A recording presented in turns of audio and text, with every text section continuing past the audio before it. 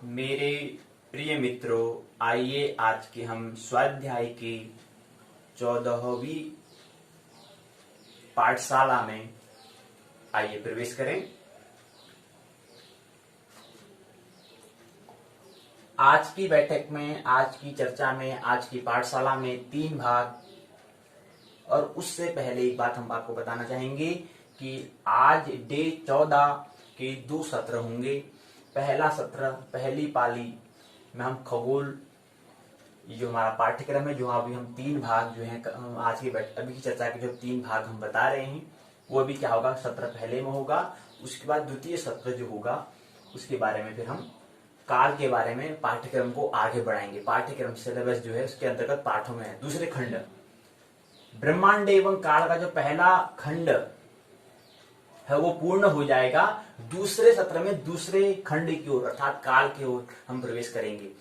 और पता है आपको, पहला प्रश्न पत्र ज्योतिष का जो है पहली वर्ष का जो पहला प्रश्न पत्र है ब्रह्मांड एवं काल है, उसके अंतर्गत पहला खंड खगोल है, खगोल पूर्ण हो जाएगा। उसके बाद द्वितीय सत्र में हम पाली 2 में हम क्या करेंगे, काल के बारे में समझेंगे, अर्थात द्वितीय खंड को हम समझेंगे। तो ये पहली बात है जो हम आपको पहले ही बात साझा कर रहे हैं। तो आइए, आज के हम 3 भाग हमने किए हैं। थोड़ा बैठक लंबी हो सकती है तो उस पर हम देखिए, लेकिन विचार करना, साझा करना महत्वपूर्ण है। तो थोड़ा अगर लंबा हो भी जाता है तो उससे कोई ज्यादा व्यवधान नहीं होगा, साझा करना अनिवार्य है। तो इसलिए आइए पहले हम आज के 3 भाग, सत्र पहले में जो है 14 दिवस की जो बैठक है, 2 सत्र हैं। पहले सत्र में आइए प्रवेश करें और पहले सत्र के 3 भाग जो है आइए उसको समझने का हम प्रयास करते हैं। सबसे पहले आज ज्योतिष का चतुर्थ दिवस है, चतुर्थ यानी चौथा दिन है।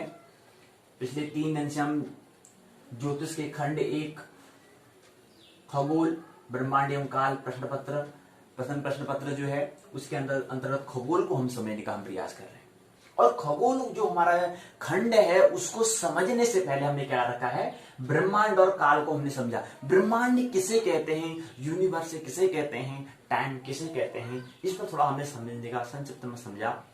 ब्रह्मांड को तो हमने संक्षिप्त में समझा है, काल के बारे में उतना ज्यादा हमने विस्तार से थोड़ा सी बात नहीं की है, अभी करेंगे, आ रहा है। आज के द्वितीय हम सत्र में करेंगे इस पर बात। तो लेकिन पहले क्या है, ब्रह्मांड को हमने समझा। तो ब्रह्मांड हम किसे कहते हैं ये हमने साथ समझा, थोड़ा बहुत हमने जानकारी प्राप्त की, थोड़ा हमने इसको समझने का प्रयास किया। तो आज जो ब्रह्मांड एवं काल पहला प्रश्न पत्र के अंतर्गत जो खगोल खंड है उसके अंतर्गत हमने पहली बात हमने कर ली है, आकाश गंगा और निहारिका के बारे में हमने बात कर ली है। सौर मंडल पर हमने भी बात थोड़ा कर ली है। ग्रह उपग्रह के बारे में हमने थोड़ा बहुत समझा है। तारा मंडल के बारे में भी हमने थोड़ा बहुत कल की बैठक में समझा। आज जो खंड खगोल है इसके अंतर्गत 6 इकाइयां हैं, आपको मालूम है। तो पहली इकाई आकाश गंगा निहारिका, दूसरा सौरमंडल, तीसरा ग्रह उपग्रह, चौथा तारामंडल या तारापुंज कहो उसको, 5वां क्षुद्र वामन ग्रह, छठा धूमकेतु उल्का पिंड जो है, इनके बारे में बात कर रहे हैं। तो ये 4 पर हमने समझा है। अभी इसको हम भाग दूसरे में हम इसको हम संक्षिप्त में और समझेंगे। और उससे संबंधित जो हम किताब में पढ़ रहे हैं, जो पुस्तक में जो यूओयू ने बना रखा है, उत्तराखंड मुक्त विश्वविद्यालय ने बना रखा है, वो तो ठीक है, लेकिन उसके अलावा भी हम कुछ बात करेंगे। एक होता हमने बताया, पिछली बैठक में कहा है कि हमारा जो भी कोई हम किसी भी तो पाठ के बारे में जब चर्चा करेंगे तो उससे संबंधित कुछ अनुभव होनी चाहिए। मैंने ऐसा नहीं किताब से कर रहे हैं उसको ही दोहरा रहे हैं, उसको ही कर रहे हैं, ऐसा नहीं, कुछ अलग होना चाहिए। तो उसको भी हम यहाँ पर देखेंगे। तो इसलिए कह रहा था बैठक थोड़ा लंबी हो सकती है आज की, ये पहला सत्र भी थोड़ा लंबा हो सकता है, इसको समझे तो कोई दिक्कत नहीं। हमें समझना है थोड़ा बातें, तो हमें जानना है, इसलिए हमें ये बात करनी पड़ेगी, तो चर्चा करनी अनिवार्य है। तो हम बात करेंगे, 2 मुख्य विषय होंगे। एक होगा पाठ्यक्रम जो होता है, सिलेबस जो होता है, एक होता है करिकुलम, पाठचर्या। तो पाठचर्या दूसरे भाग में जो हम वही बात हम साझा करेंगे, जो अनुभव से जो हम समझने का हम प्रयास कर रहे हैं, जो हम विद्यालय के सिलेबस के हटके जो हम अपना जो हटके जो हम अलग काम कर रहे हैं, उससे अलग से हम उसको उस सब्जेक्ट को उसमें क्या है माहिर हासिल करना है, उसको अच्छा सा उसको क्या करना है, तैयार करना है, गहन अध्ययन करना है, तो उससे हटके भी हम क्या करते हैं, जो उसको हम करिकुलम कहते हैं, पाठ्यचर्या कहते हैं, उसके अंतर्गत हम रखेंगे। तो हटके क्या कर रहे हैं, क्या जैसा कर रहे हैं, आइए इसको हम समझेंगे अभी तृतीय भाग में। अभी के जो पहला सत्र है इसके तृतीय भाग में समझेंगे। पहले जो क्या है भाग 1 भाग 2 को थोड़ा समझिए, उसके बाद भाग 3 को समझिए। तो भाग 1 क्या है, क्षुद्र और वामनी गिरोह। हम बता दिए कि 4 इकाई को हमने समझ लिया है संक्षिप्त में। अब हम 5वीं इकाई की ओर प्रवेश करें। तो 5वीं इकाई का नाम है क्षुद्र और वामनी गिरोह। क्षुद्र गिरोह किसे कहते हैं, वामनी गिरोह किसे कहते हैं, ग्रह किसे कहते हैं। पहले तो ये तो ग्रह का भाग है, ग्रह किसे कहते हैं, महत्वपूर्ण ये है। ग्रह को हमने कहा था घुमक्कड़, प्लैनेट इसको कहते हैं। आकाश गंगा हो गया, गैलेक्सी हो गया, निहारिका नेबुलास हो गया, सौरमंडल सोलर सिस्टम हो गया। ग्रह को प्लैनेट कहते हैं, उपग्रह को मून कहते हैं, और तारा को स्टार कहते हैं, तारामंडल को स्टार सिस्टम कह सकते हैं। और क्षुद्र और वामन ग्रह जो है एस्टेरॉइड हो गया, धूमकेतु, उल्कापिंड, ये समझेंगे। ठीक है, तो यहाँ पर क्या है, क्षुद्र और वामन ग्रह समझे। तो ग्रह क्या कहते हैं, जो घुमक्कड़, जो घूमता हो, घूम रहा हो, किसी की क्या कर रहा हो, परिक्रमा कर रहा हो। देखो ना, कहीं पर हमने किताब पढ़ा है, उसी किताब के वही शब्द हमको कंठ में स्थित कर लेना है, उसकी हम पुनरावृत्ति कर रहे हैं, ये अनिवार्य नहीं है। उसको समझो, उसकी 10 बातों को पढ़ो, 10 बातों के बाद उसको 2-3 बातें हमें रखनी है। उतनी पूरी बात को कंठस्थ नहीं करना है, याद नहीं रखना है, कहने का मतलब है स्मृति में नहीं रखना है। उस बातों को 2-3 बार अध्ययन करो, 3 बार, एक बार पहली बार अध्ययन करो, दूसरी बार अध्ययन करो, तीसरी बार अध्ययन करो। उसको अध्ययन करना क्यों है, ताकि वो समझ में आ जाए, इसलिए अध्ययन कर रहे हैं। रखना नहीं है, स्मृति में रखना नहीं है, कंठ में स्थित नहीं रखना है। वो अध्ययन कर क्यों रहे हैं, क्या हमें बात ख्याल में आ जाए। पहली बार उसको पढ़ रहा हूं तो मुझे ख्याल बात में समझ नहीं आ रही है, बात क्या हो रही है मेरे समझ में नहीं आ रही, तो उसके बाद दूसरी बार अध्ययन करूंगा, तीसरी बार उसको पढ़ूंगा, चौथी बार पढ़ूंगा, जब तक समझ में नहीं आएगा उसको पढ़ूंगा। जिस दिन समझ में आ जाएगा उस दिन किताब से करूंगा, जयराम जी इस किताब से फिर हम क्या करेंगे, हमें दूसरे मंजिल में पहुंचना है तो हम सीढ़ी का क्या करेंगे, उसको छोड़ेंगे, तो फिर किताब से कोई ज्यादा लेना देना नहीं रहेगा, क्योंकि अब अनुभव बन चुका है, अब बात हमें समझ में आ चुकी है, किसी को भी समझा सकते हैं, वो किताब से कोई हमारा लेना देना नहीं है। तो ऐसे हमें रखना है ख्याल। तो ये बात है। तो क्षुद्र ग्रह, तो वही हमें 2 कॉपी नहीं करनी है। तो यहाँ पर क्षुद्र और वामनी ग्रह, इतने हमारे अनुभव हमको भी हो चुका है, तो कुछ तो हम भी यहाँ पर सीख रहे होंगे ना, खाली ऐसे बैठे तो नहीं है। तो उसके कुछ ना कुछ अनुभव जो हम बात एकदम समझ में आ रही, जो चीजें हम देख चुके हैं उसके बारे में, ऐसी बात होनी चाहिए। कम हो कोई बात नहीं, कम शब्द में होगा, लेकिन अनुभव से तो बात होगी ना, तो अनुभव वाली बात करेंगे। तो क्षुद्र ग्रह किसे कहते हैं, क्षुद्र ग्रह क्या है, पथरीले धातुओं के ऐसे पिंड, अर्थात ग्रह भी क्या है, एक पिंड है, खगोलीय पिंड हम कल बात हमने की थी। तो जो खगोल में, अंतरिक्ष में स्थित ऐसे पिंड, जैसे पृथ्वी, अगर आपसे पूछा जाए पृथ्वी कहां पर स्थित है, कहां पर मौजूद है, आपकी सोच है। देखो, सोच का भी स्तर होता है, हो सकता है आपने प्रश्न नहीं किया हो, लेकिन प्रश्न करना चाहिए कि हम कहां पर हैं, या हमारे आसपास क्या है, क्या चीज है, उसी को हम समझ रहे हैं यहाँ पर ब्रह्मांड के अंदर, उसी को हम खगोल में समझ रहे हैं, उसको हम एस्ट्रोनॉमी में समझ रहे हैं कि आखिर है क्या चीज, जानना, अर्थात विज्ञान को समझ रहे हैं, अर्थात प्रकृति को समझ रहे हैं, और साथ ही साथ क्या कर रहे हैं, हम ब्रह्म को भी समझ रहे हैं। ब्रह्म की अनुभूति को हम प्राप्त करना है हमें, और विज्ञान प्रकृति को अनुभव करना है, उसको हमें खोजना है, ये चीज है। तो कहा हम देखिए क्षुद्र ग्रह क्या है, कि हमने कहा क्या खगोलीय पिंड है। तो क्षुद्र ग्रह अर्थात एक ग्रह है वो भी, लेकिन थोड़ा हटके है, थोड़ा उससे अलग है। जिसे हम कहते हैं कि यहाँ 2 व्यक्ति हैं, उनका नाम क्या होता है तो पुरुष ही, लेकिन उनका नाम क्या होता है, एक का राम होता है, एक का श्याम होता है। ऐसे ही है ग्रह ही, लेकिन क्या है, छोटा बड़ा कुछ न कुछ अंतर होगा। हालांकि हम वहां पर नहीं गए हैं, लेकिन जो लोग वहां पर जाते हैं, अंतरिक्ष में जाते हैं, वो कहते हैं कि ये ग्रह तो है लेकिन कुछ हटके है, तो इसलिए इसको हम क्षुद्र ग्रह कहते हैं। है ग्रह लेकिन कुछ हटके है, वो क्या है, उसका नाम हमने दे दिया, दोनों में थोड़ा अंतर भेद करने के लिए हमें नाम दे दिया, तो ये क्षुद्र ग्रह है। तो क्षुद्र ग्रह क्या है, क्षुद्र ग्रह कह रहे हैं कि पथरीले धातुओं के ऐसे पिंड जो सूर्य की क्या करते हैं, परिक्रमा करते हैं।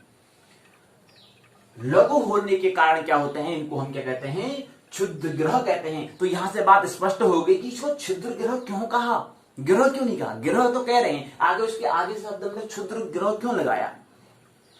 तो क्षुद्र मतलब क्या होता है, तो छोटे हैं, अन्य ग्रहों की अपेक्षा क्या है, छोटे हैं। तो इसलिए बहुत सारे पिंड होंगे, 10-20 पिंड होंगे समझ लो, उसमें कुछ बड़े होंगे कुछ छोटे होंगे। तो छोटे को क्षुद्र बोल देंगे और वो हम ग्रह बोल देंगे। और ग्रह का मतलब होता है घुमक्कड़ था, प्लानेट होता है, प्लानेट्स में होता है घूमना, घुमक्कड़ घूम रहा है। तो हमने बताया क्षुद्र ग्रह। दूसरा है वामन ग्रह। वामन आपने सब नाम सुना होगा, वामन में होता है बोना, बोना ग्रह। अब बोना थोड़ा क्या है और छोटा होगा, ये क्षुद्र है और ये क्या है, बोना है। कहते हैं बोना है आदमी है, छोटा मतलब हाइट छोटी है, तो वो यहाँ पर भी ये है।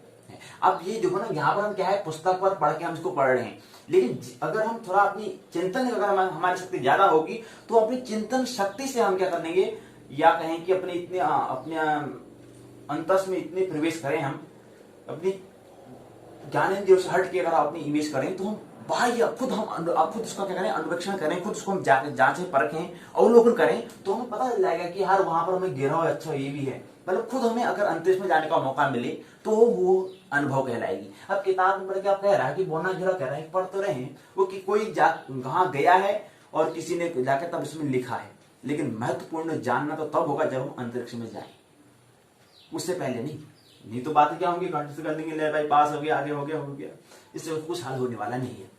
मुख्य बात है कि कैसे अंतरिक्ष में, कैसे अपनी स्मृति इतनी तेज करें, चिंतन शक्ति इतनी बढ़ाएं कि हम अंतरिक्ष में पहुंच जाए, या इतने अंतस में हम प्रवेश कर जाएं कि हम साधना के माध्यम से, ध्यान के माध्यम से, योग के माध्यम से उसको जुड़ जाएं। 2 मार्ग होते हैं, और जो स्थूल मार्ग है, वैज्ञानिक मार्ग है, वो तो मौका मिलता नहीं है, लेकिन थोड़ा अंतस वाला मार्ग हो सकता है जहां पर हमें कोई साधन की आवश्यकता नहीं होती है। हम अपने शरीर से बाहर निकल करके हम तो देख सकते हैं, तो वो अनुभव कहलाएगा। वहां तक पहुंचना है, वहां तक स्मृति हमें लानी है, वहां तक हमें क्या करनी है, चिंतन शक्ति लानी है, वहां तक हमें विकास करना है। कैसे होगा वो, ये धीरे धीरे क्रमबद्ध होता है, विकास का एक चरण है, वो भी उसका भी समय आएगा तो हो जाएगा, लेकिन वहां पर रहना चाहिए, यहीं पर अटक नहीं जाना है। तो क्या है, वामन ग्रह है, तो बहुत सारे ब्रह्मांड देखने का हमें अवसर मिलता है अगर हम अपने शरीर के बाहर जाते हैं, तो ये वामन ग्रह है। तीसरा है उल्का। उल्का किसे कहते हैं, ऐसे क्षुद्र ग्रह है, ग्रह बोल रहा है यहां पर उल्का पिंड है, तो ऐसे क्षुद्र ग्रह, ग्रह क्या खुद पिंड है, खगोलीय पिंड है वो, तो ऐसा क्षुद्र ग्रह जो पृथ्वी के गुरुत्वाकर्षण के कारण क्या होता है, पृथ्वी के वातावरण में उससे आकर टकरा जाता है, टकरा जाना, और उसे उल्का मतलब होता है टूटता हुआ तारा। आपने सुना होगा, टूटता हुआ तारा देखा भी होगा। अगर अपने जो हमारे आसपास की दुनिया है उसे थोड़ा हट कर देखें, तो अगर हम थोड़ा अन्वेषण अगर बाहर को करें, और भी जगत में बहुत कुछ है, अगर हम ये दैनिक क्रियाओं में उलझ गए, तभी कहते हैं ना अव्यस्तता भी रहनी चाहिए। अपने अंदर विकास करने के लिए हमें थोड़ा अव्यस्त भी रहना है, व्यस्त नहीं रहना है, थोड़ा आसपास क्या हो रहा है, प्रकृति का सौंदर्य हमें देखना है। तो कभी हम देखते हैं टूटते हुए तारा का भी हम क्या होगा, दिखने का हमें अवसर मिलता है, तो देखते हैं। तो इसीलिए उल्का मतलब होता है टूटता हुआ तारा अर्थात पिंड। अगला आता है धूमकेतु। धूमकेतु हम नाम सुना है, उसका नाम है पुच्छल तारा भी इसको हम कहते हैं। तो पुच्छल तारा क्या होता है, चमकते हुए कुछ ऐसे प्रकाश, जैसे ऐसी रोशनी हमें दिखाई देता है, कोई चमक रहा है, कोई प्रकाशित हो रहा है, जो भ्रमण करते करते क्या होता है, सूर्य के समीप पहुंचते हुए उसका कोष बढ़ने लगता है। मतलब कह रहा है कि ऐसे चमकते हुए ऐसे प्रकाश पुंज जो है, जो घूमते घूमते टहलते भ्रमण करते करते कहां पहुंच जाता है, सूर्य के समीप पहुंच जाता है। और जब उसे सूर्य के समीप पहुंचता है तो उसकी पूंछ बढ़ने लगती है, तो उसे कहते हैं पुच्छल तारा, उसको कहते हैं धूमकेतु। ये है। उसके बाद आता है सौर मंडल में क्या है, 1,00,000 क्षुद्र ग्रह हैं। ये बात समझिए, और बहुत सारी बातें हैं, कुछ इसमें संबंधित कुछ प्रश्न हैं। पहले जैसे अभी तक हमने इकाई बताया, तो हमने कहा क्षुद्र ग्रह, वामन ग्रह, उल्का, ये धूमकेतु हमने बात कर ली है। तो संक्षिप्त में हमने क्या है, 6 इकाइयों के बारे में, जो खंड 1 के अंतर्गत है, खगोल के अंतर्गत है, उसके अंतर्गत कुछ पूर्व प्रश्न पत्र विश्वविद्यालय ने पूछे गए हैं, तो कुछ प्रश्न पत्र लेते हैं। आइए, पहला प्रश्न पत्र है, केवल लेंगे, उस पर ज्यादा विस्तार से बात नहीं करेंगे, ताकि समझेंगे प्रश्न किस तरह से बनता है, ये किस प्रकार के प्रश्न हमें क्या पूछा जाता है, परीक्षा में पूछा जाता है। प्राथमिकता तो परीक्षा भी है, लेकिन महत्वपूर्ण हमें क्या करना है, अनुभव उसको करना है, उससे महत्वपूर्ण बात तो अनुभव की है, लेकिन फिर भी औपचारिकता क्या है, प्रश्न की भी होती है, क्योंकि वहां पर प्रश्न पूछ दिया, वहां पर प्रश्न को तुम समझ नहीं पाए, विश्वविद्यालय ने क्या पूछा है और आप क्या उसका उत्तर दे रहे हो, तो ये जानने के लिए महत्वपूर्ण हो जाता है कि विश्वविद्यालय किस तरह से प्रश्न पूछता है, किस तरह से हमें पूछा जाता है, या किस तरह से प्रश्न हो सकते हैं, वो समझिए। तो पहला प्रश्न मैंने पूछा है, ये इकाई 1 है, आकाश गंगा का विस्तार से वर्णन करो, पहला प्रश्न। दूसरा प्रश्न पूछा है, सौर मंडल की उत्पत्ति की वैज्ञानिक विवेचना कीजिए। तीसरा प्रश्न पूछा है, तारा और ग्रह को परिभाषित करते हुए प्राचीन मतानुसार ग्रह कक्षा क्रम को लिखिए। चौथा प्रश्न है, उपग्रह पर टिप्पणी और साथ ही साथ भूमि के स्वरूप को 100 शब्द में टीका करो, अर्थात टिप्पणी करो, अर्थात वर्णन करो, व्याख्या करो। पांचवा प्रश्न है, क्षुद्र और वामन ग्रह का वर्णन कीजिए। छठा ग्रह है, धूमकेतु एवं उल्का का परिचय दीजिए।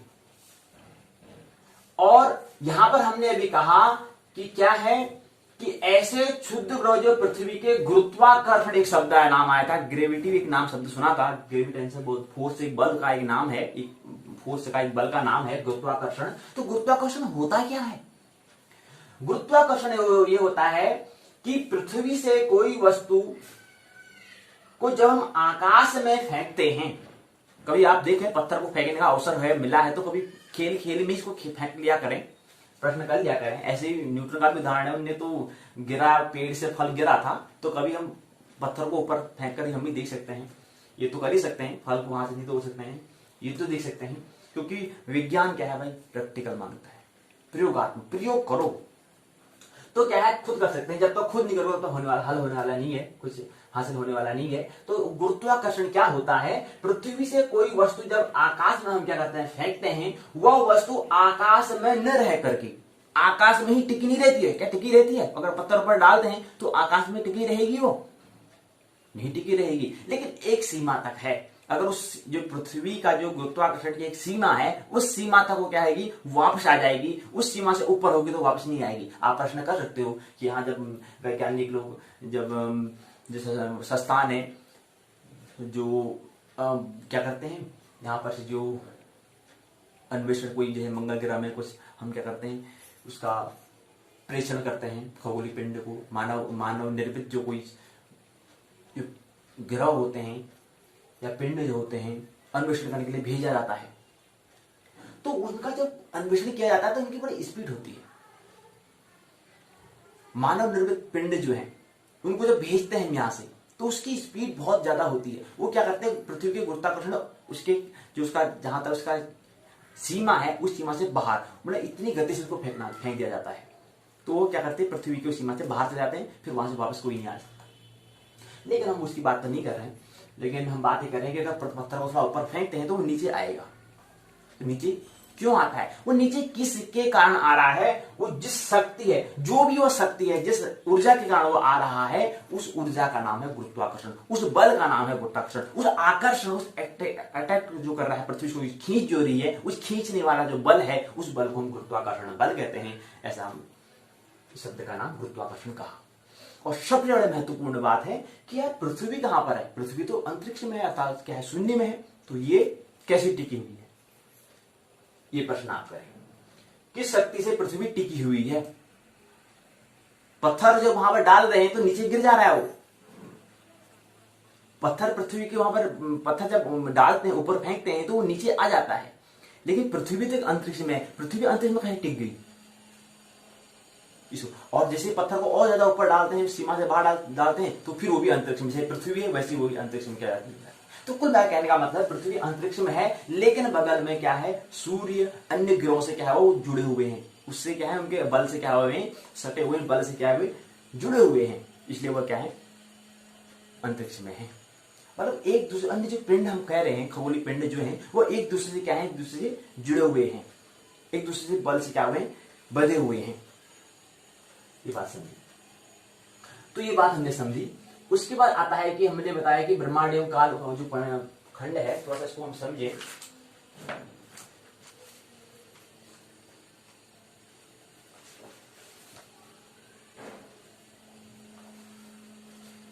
5वीं इकाई है क्षुद्र और वामन ग्रह।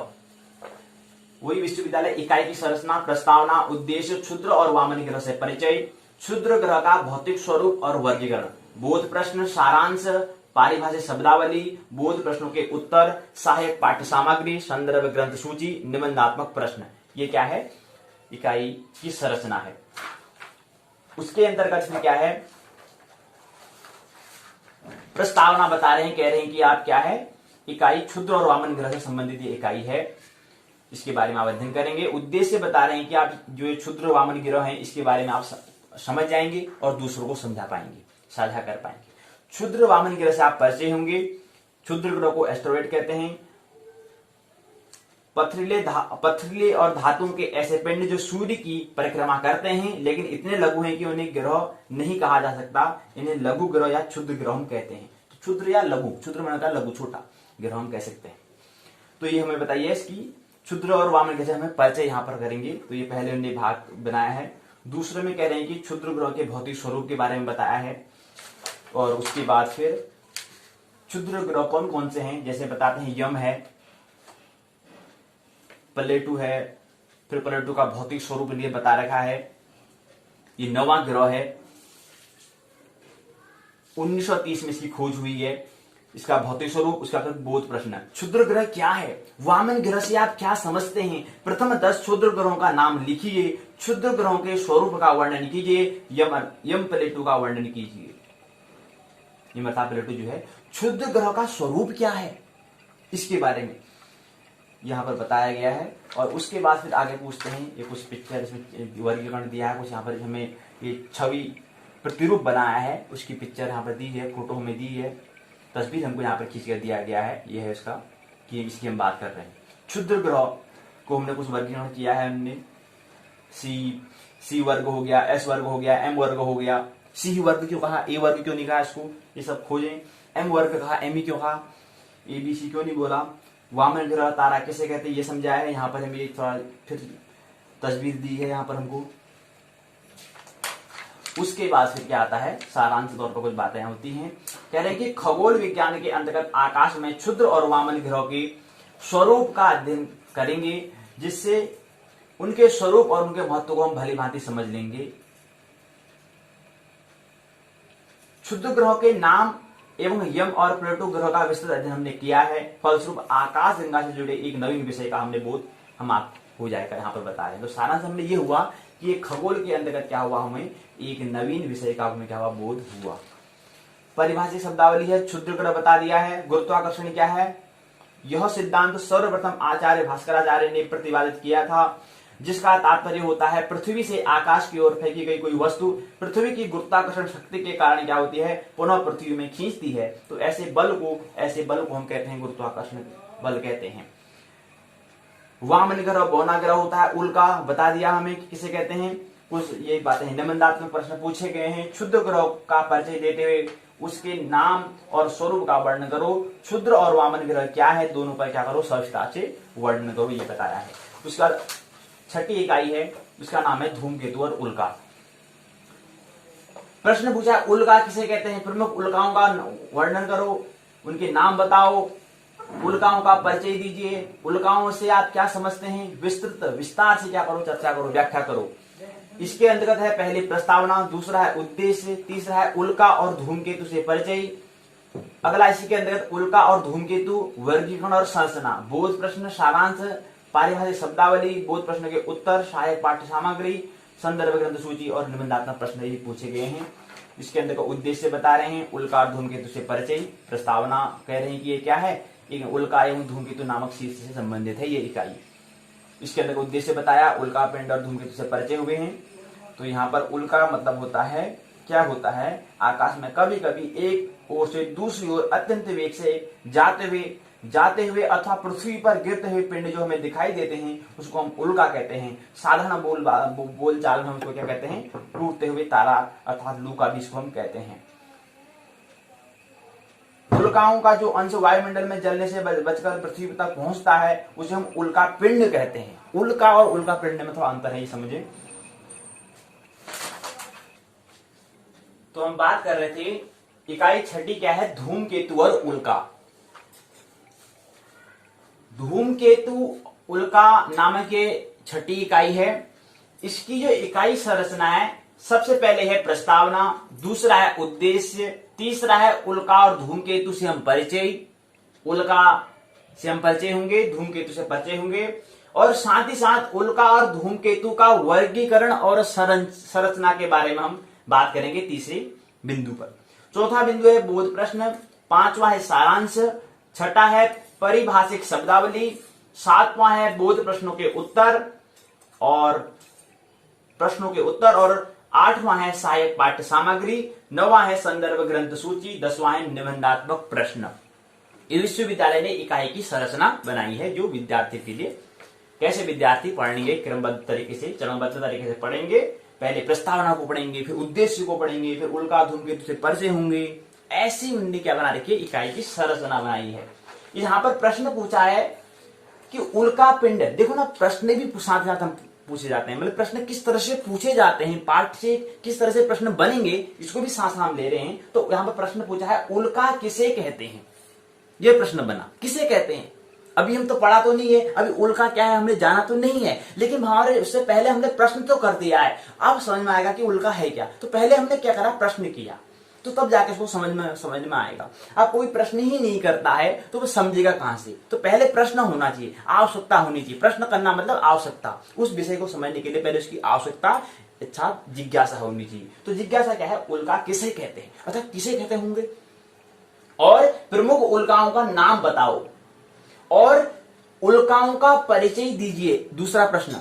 तीसरा प्रश्न है उल्काओं से आप क्या समझते हैं, विस्तृत से व्याख्या कीजिए। उल्का किसे कहते हैं, प्रमुख उल्काओं का नाम बताइए। 8 नंबर का पूछा गया है, विश्वविद्यालय ने पूछा है पिछले साल कि उल्का किसे कहते हैं, प्रमुख उल्काओं का नाम बताइए, 8 अंक का है। दूसरा प्रश्न पूछा है उल्काओं का परिचय दीजिए, ये भी 8 अंक का है। और तीसरा प्रश्न पूछा है उल्काओं से आप क्या समझते हैं, विस्तार से व्याख्या कीजिए, ये थोड़ा 19 अंक का प्रश्न है, बड़ा प्रश्न है, अर्थात दीर्घ उत्तरी प्रश्न है और वो लघु उत्तरी प्रश्न। 2 प्रकार के प्रश्न पूछे जाते हैं, हमने बताया है कि एक दीर्घ, एक लघु, एक 10 नंबर का, एक 20 नंबर का। तो ये हमने समझा। इसके अंतर्गत क्या आता है, प्रस्तावना है, कह रहे हैं कि क्या कह रहे हैं, ये कह रहे हैं कि इकाई क्या है, उल्का और धूमकेतु नामक शीर्ष से संबंधित है, जो खगोल के अंतर्गत छठी इकाई है। और आपने बताया है कि आकाश में होने वाली अनेक प्रकार की विचित्र स्थितियों को आप देखते होंगे, कह रहे हैं। कभी आपने ध्यान दिया होगा, कभी तारों का टूटना आपने देखा होगा, ग्रह पिंडों का टकराना आपने देखा होगा, अत्यंत वेग से प्रकाश पुंजों को आते जाते हुए आपने देखा होगा। इन्हीं प्रक्रियाओं के अंतर्गत होने वाली घटनाओं में एक घटना और है, वो घटना है उल्का और धूमकेतु रूप से हमारे सामने क्या है, आकाश में सदृश्य होती है। वो जो घटनाएं हो रही है, उसी घटना में उल्का धूमकेतु भी आ जाता है। तो उद्देश्य बता रहे हैं, 4 उद्देश्यों के बारे में बता रहे हैं। और उसके बाद है धूमकेतु और उल्का से परिचय। उल्का किसे कहते हैं, आकाश में कभी कभी एक ओर से दूसरी ओर अत्यंत वेग से जाते हुए, अर्थात पृथ्वी पर गिरते हुए जो पिंड हमें दिखाई देते हैं, उस दिखाई देने वाले पिंड को हम क्या कहते हैं, उल्का कहते हैं। और साधारण आम तौर पर, आम भाषा में उसको क्या कहते हैं, टूटता हुआ तारा कहते हैं, अर्थात लूका भी इसको हम कहते हैं। और उल्काओं का जो अंश वायुमंडल में जलने से बचकर पृथ्वी तक पहुंचता है, जो पहुंचा हुआ जला हुआ, जो जलने से जो बच गया है, जो जल गया वो तो ठीक ही है, लेकिन कुछ शेष रह जाता है, वो गिर के कहां आता है, पृथ्वी में आता है, वसुधा में आता है, भूमि में आता है। उस भूमि में जो आया है उसको क्या बोलते हैं, उल्का पिंड कहते हैं। अर्थात उल्का का एक पिंड, एक हिस्सा जो पृथ्वी में गिरा, जो जलने से बच गया है, तो उसे कहां आना है, नीचे ही आना है। क्योंकि नीचे किसके कारण आ रही है, गुरुत्वाकर्षण। पृथ्वी जो है उसको गुरुत्वाकर्षण के, उसके आकर्ण से उसको क्या कर रही है, अपनी ओर खींचती है, उसे नीचे ही आना है। लेकिन जलने से बच गया है शेष। हो सकता है कभी पूरा ही जल गया हो, कभी थोड़ा बहुत जलने से बच जाता है, वो नीचे आता है। हमें कभी कभी दिखाई भी देता होगा कहीं पे, अगर हम ध्यान देंगे तो। धूमकेतु बता रहे हैं, धूमकेतु को कोमेट कहते हैं। मेटोरेट उल्का, उल्का जो है और उल्का पिंड, ये थोड़ा अंतर है दोनों में, समझे। उल्का का जो थोड़ा शेष बच गया वो उल्का पिंड है। और दूसरा धूमकेतु है कोमेट। कोमेट क्या है? हमारे सौर मंडल में ग्रह उपग्रह क्षुद्र ग्रहों को छोड़कर कुछ अन्य प्रकाश पिंडी में हमें दिखाई देते हैं, वे कभी कभी ही हमको आकाश में दिखाई देते हैं, दृष्टिगोचर होते हैं। और फिर केतुओं का नाम, केतुओं की संख्या बता रहे हैं, इनकी क्या है, कितने केतु हैं। और उसके बाद फिर आगे इन्हीं पिंडों के बारे में बताया है। फिर उल्का बताया है, सफलता मिलती है। उल्का किसे कहते हैं? रात्रि के समय आकाश में प्रायः गिरते हुए तारों को सभी लोग देखते हैं, इसे ही तारा टूटना भी हम कहते हैं। कहते हैं तारा टूट गया, तारा टूट गया कहते हैं। तो तारा टूटना क्या है? रात्रि के समय आकाश में प्रायः गिरते हुए तारों को सभी लोग हम देखते हैं, जिसे हम क्या कहते हैं, तारा का टूटना भी कहते हैं। वो क्या है? उल्का है। ये सब इसमें दिया गया है, बताया है। उसके बाद तत्व क्या होते हैं, किन तत्वों से ये मिलकर बना हुआ है, इसके बारे में कुछ बोध प्रश्न। उल्का किसे कहते हैं? धूमकेतु से आप क्या समझते हैं? उल्का और धूमकेतु में क्या अंतर है? उपनिषद और वेदों के अनुसार उल्का और धूमकेतु का वर्णन करो। वर्गीकरण बताया है, संरचना ने बताई है और सारांश बताया है। धूमकेतु, केतु, उल्का पिंडों के विषय में हमने अध्ययन करा। अध्ययन करने के बाद हमें यह अनुभव हुआ कि इस विषय को हमने अच्छी तरह समझ सके। ये कह रहे हैं सारांश के तौर पर हम समझेंगे। जब इसको पढ़ रहे हैं तो हमें ये बात समझ में तो आई रही ना, तो वो यहाँ पर विश्वविद्यालय सारांश के तौर पर बातें लिखता है, यहाँ पर लिखा है। आप कहते हैं उल्का किसे कहते हैं? टूटते हुए तारा को कहते हैं। धूमकेतु किसे कहते हैं? सौर मंडल में चमकते हुए कुछ ऐसे प्रकाश जो भ्रमण करते करते सूर्य के समीप पहुंच जाते हैं और उनका पूज बढ़ने लगता है, उसे हम पुच्छल तारा धूमकेतु कहते हैं। ये चीज बताई है। भूमंडल होता है पृथ्वी। रासायनिक विश्लेषण, रासायनिक तत्वों का विश्लेषण किया हुआ। सौर परिवार, ग्रह उपग्रह बताए हैं। निबंधात्मक प्रश्न, बड़े प्रश्न पूछे। उल्का का परिचय देते हुए उनके नाम स्वरूप का वर्णन करो। उल्का और धूमकेतु क्या है, दोनों का सविस्तार से वर्णन करो, ये पूछा गया है। तो यहीं पर क्या होता है, हमारा जो ये खंड खगोल है वह पूर्ण होता है।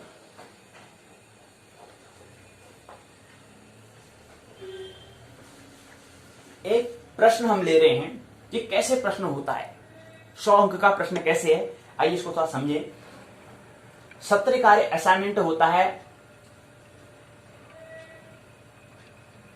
मई 2020 का था, 19 मई 2020 सत्र कार्य असाइनमेंट। शैक्षिक सत्र है 2019-20। BA 17 कला में स्नातक प्रथम वर्ष, ज्योतिष प्रथम प्रश्न पत्र। कोर्स शीर्षक ब्रह्मांड एवं काल, अंक 20 अंक का। जमा ग्रीष्मकालीन सत्र, तिथि 15 अप्रैल 2020 तक है। पाठ्यक्रम अर्थात कोर्स जो है कोड है BAJY, पहले साल का पहला अर्थात 101। स्मरण रखें, ख्याल में रखें, कुछ नियम बताए हैं। यह सत्रीय कार्य 2 खंडों में विभक्त है। खंड 1 में 8 प्रश्न दिए गए हैं, जिसमें आपको किन्हीं 4 प्रश्नों के उत्तर देना होता है। इन खंड का प्रत्येक प्रश्न 2.5 अंक का है। खंड 2 में 4 प्रश्न दिए जाते हैं, उसमें से आपको किन्हीं 2 प्रश्नों का क्या करना, उत्तर देना है, विस्तृत उत्तर देना है। विस्तार से मतलब बड़ा प्रश्न पूछा जाता है। इस खंड का प्रत्येक प्रश्न 5 अंक का होता है। अर्थात यहाँ पर क्या है, ये 2 खंडों में व्यक्त है। पहला खंड, द्वितीय खंड, क और ख। इसमें क्या होता है, हमें क्या करना होता है, 8 में से 4 प्रश्न करने होते हैं, 2.5 अंक का होता है। इसमें 4 प्रश्न होते हैं, खंड ख में करने होते हैं 2। अर्थात ये लघु होता है, ये दीर्घ होता है, ये थोड़ा छोटा होता है, थोड़ा बड़ा होता है। ये 2.5 अंक का, ये 5 अंक का। तो 5 गुना 10 और 2 2 4 10, 2.5 गुना 4 बराबर 10 अंक, तो बन जाते हैं 20 अंक का। ये बन जाता है सत्र का असाइनमेंट हो जाता है। आप प्रश्न क्या पूछे, आइए प्रश्न देखते हैं।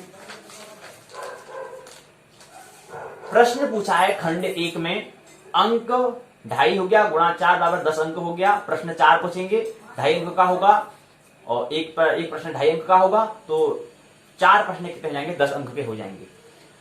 तो पहला पूछा है प्रश्न, सौर परिवार की उत्पत्ति कैसे हुई। दूसरा प्रश्न पूछा है, निहारिका के स्वरूप का संक्षिप्त वर्णन कीजिए। तीसरा प्रश्न पूछा है, बुध ग्रह के भौतिक स्वरूप का उल्लेख करो। चौथा है अखंड काल का परिचय दीजिए। पांचवा है सौर, चंद्र, नक्षत्र और सावन मास का वर्णन कीजिए, सावन मास का वर्णन करो। छठा है सूर्य सिद्धांत के अनुसार मनु और कल्प का मान का विवेचना कीजिए, वर्णन कीजिए। सातवां है योग का साधन कीजिए। आठवां है मध्य अंतर, मध्यमांतर एवं और वेदांतर में अंतर स्पष्ट करो। ये 8 प्रश्न पूछे हैं। 8 प्रश्न में खंड क में पूछा गया है, जिसमें करना केवल हमें 4 है। जिसे सौर परिवार की उत्पत्ति कैसे हुई ये हम कर सकते हैं। दूसरा अखंड काल परिचय दीजिए, ये हम कर सकते हैं। सौर, चंद्र, नक्षत्र, सौर मास का वर्णन कीजिए, ये हम कर सकते हैं। निहारिका के संबंध स्वरूप का वर्णन कीजिए, ये हम कर सकते हैं। संक्षिप्त वर्णन कीजिए, ये हम कर सकते हैं। 4 प्रश्न कर सकते हैं और 10 अंक का हो जाएगा। अब खंड ख बचता है, इसमें भी क्या है 2 प्रश्न पूछे जाते हैं। 4 में से हमें 2 करने होते हैं, तो 2 प्रश्न है, अंक 5 का है, तो 5 गुना 10। तो खंड ख में 4 प्रश्न क्या है। पहला प्रश्न है नक्षत्र के सैद्धांतिक स्वरूप का प्रतिपादन कीजिए। थोड़ा बड़ा प्रश्न है, इसलिए अंक दुगुना है, उसका अंक मिलेंगे तो दुगुना लिखना भी पड़ेगा। दूसरा प्रश्न है लोकल अर्थात स्थानीय समय का ज्ञान कैसे करते हैं। तीसरा प्रश्न है क्षुद्र और वामन ग्रह का वर्णन कीजिए। चौथा है प्राच्य और पाश्चात्य दृष्टिकोण से ग्रह कक्ष का वर्णन कीजिए। अब इसमें क्या है, हमें 4 में से 2 करने होते हैं। तो एक तो पहला प्रश्न हम ले लेते हैं कि लोकल अर्थात स्थानीय समय का ज्ञान कैसे करते हैं। एक प्रश्न ये हम ले सकते हैं। दूसरा क्षुद्र और वामन ग्रह का वर्णन कीजिए, हम ये कर सकते हैं। 4 में से 2 करना है, तो ये 10 अंक का ये हो गया। 10 + 10 बराबर क्या होता है 20 अंक। तो ये सत्र कार्य क्या होता है पूर्ण होता है। यहीं पर क्या होता है सत्र कार्य पूर्ण होता है, 20 अंक पूर्ण होते हैं। बचे 80 अंक। अब 80 अंक में क्या है आइए इसको समझते हैं। ये 2019 का प्रश्न पत्र है। Total number of printed page 4 है। अनुक्रमांक यहां पर लिखेंगे, जो है आपका अनुक्रमांक 19, 16, 19 वाले ऐसा। BAJY पहले साल का पहला, ब्रह्मांड एवं काल, कला में स्नातक, ज्योतिष BA 12, 16, 17 सभी के लिए। 12 जिसका BA जो कोड संख्या दी है, 12 जिसका है, 16 जिसका है, 17 जिसका है, उसका सेम प्रश्न होगा। प्रथम वर्ष छात्र 2019 है, समय 3 घंटा है, पूर्णांक 80 है। ये पहली की बात थी, अभी यहाँ पर थोड़ा परिवर्तन कर दिया गया है। यहाँ पर 2 घंटे का प्रश्न कर दिया गया है और पूर्णांक 80 है। लेकिन थोड़ा प्रश्नों की संख्या खंड 3 थी, आप खंड 2 कर दिए गए हैं। खंड पहला जो है, खंड जो तृतीय खंड जो था वो पूर्ण हटा दिया गया है। जो 10 अंक का जो था, 10 प्रश्न हमसे पूछे जाते थे, उसको हटा दिया गया है। जो यहाँ पर हम भी देखेंगे, ये क्योंकि पुराना प्रश्न है इसलिए हम देख रहे हैं। ये 10 प्रश्न वाला जो तीसरा खंड है, इसको हटा दिया गया है कोरोना काल की स्थिति को देखते हुए। तो यहाँ पर क्या है, पहला खंड है दीर्घ उत्तरी प्रश्न है, बड़ा प्रश्न है। कह रहे हैं क्या नोट दिया है जो हमें स्मरण करना है, ख्याल रखना है। पहले बता रहे हैं यह प्रश्न पत्र 80 अंकों का है, जो 2 खंडों में विभक्त है। पहले 3 था, अब 2 है। क ख में विभाजित है। प्रत्येक खंड में दिए गए विस्तृत निर्देशों के अनुसार ही प्रश्नों का क्या करना है, हल करना है। खंड को दीर्घ उत्तरी प्रश्न दिया गया है।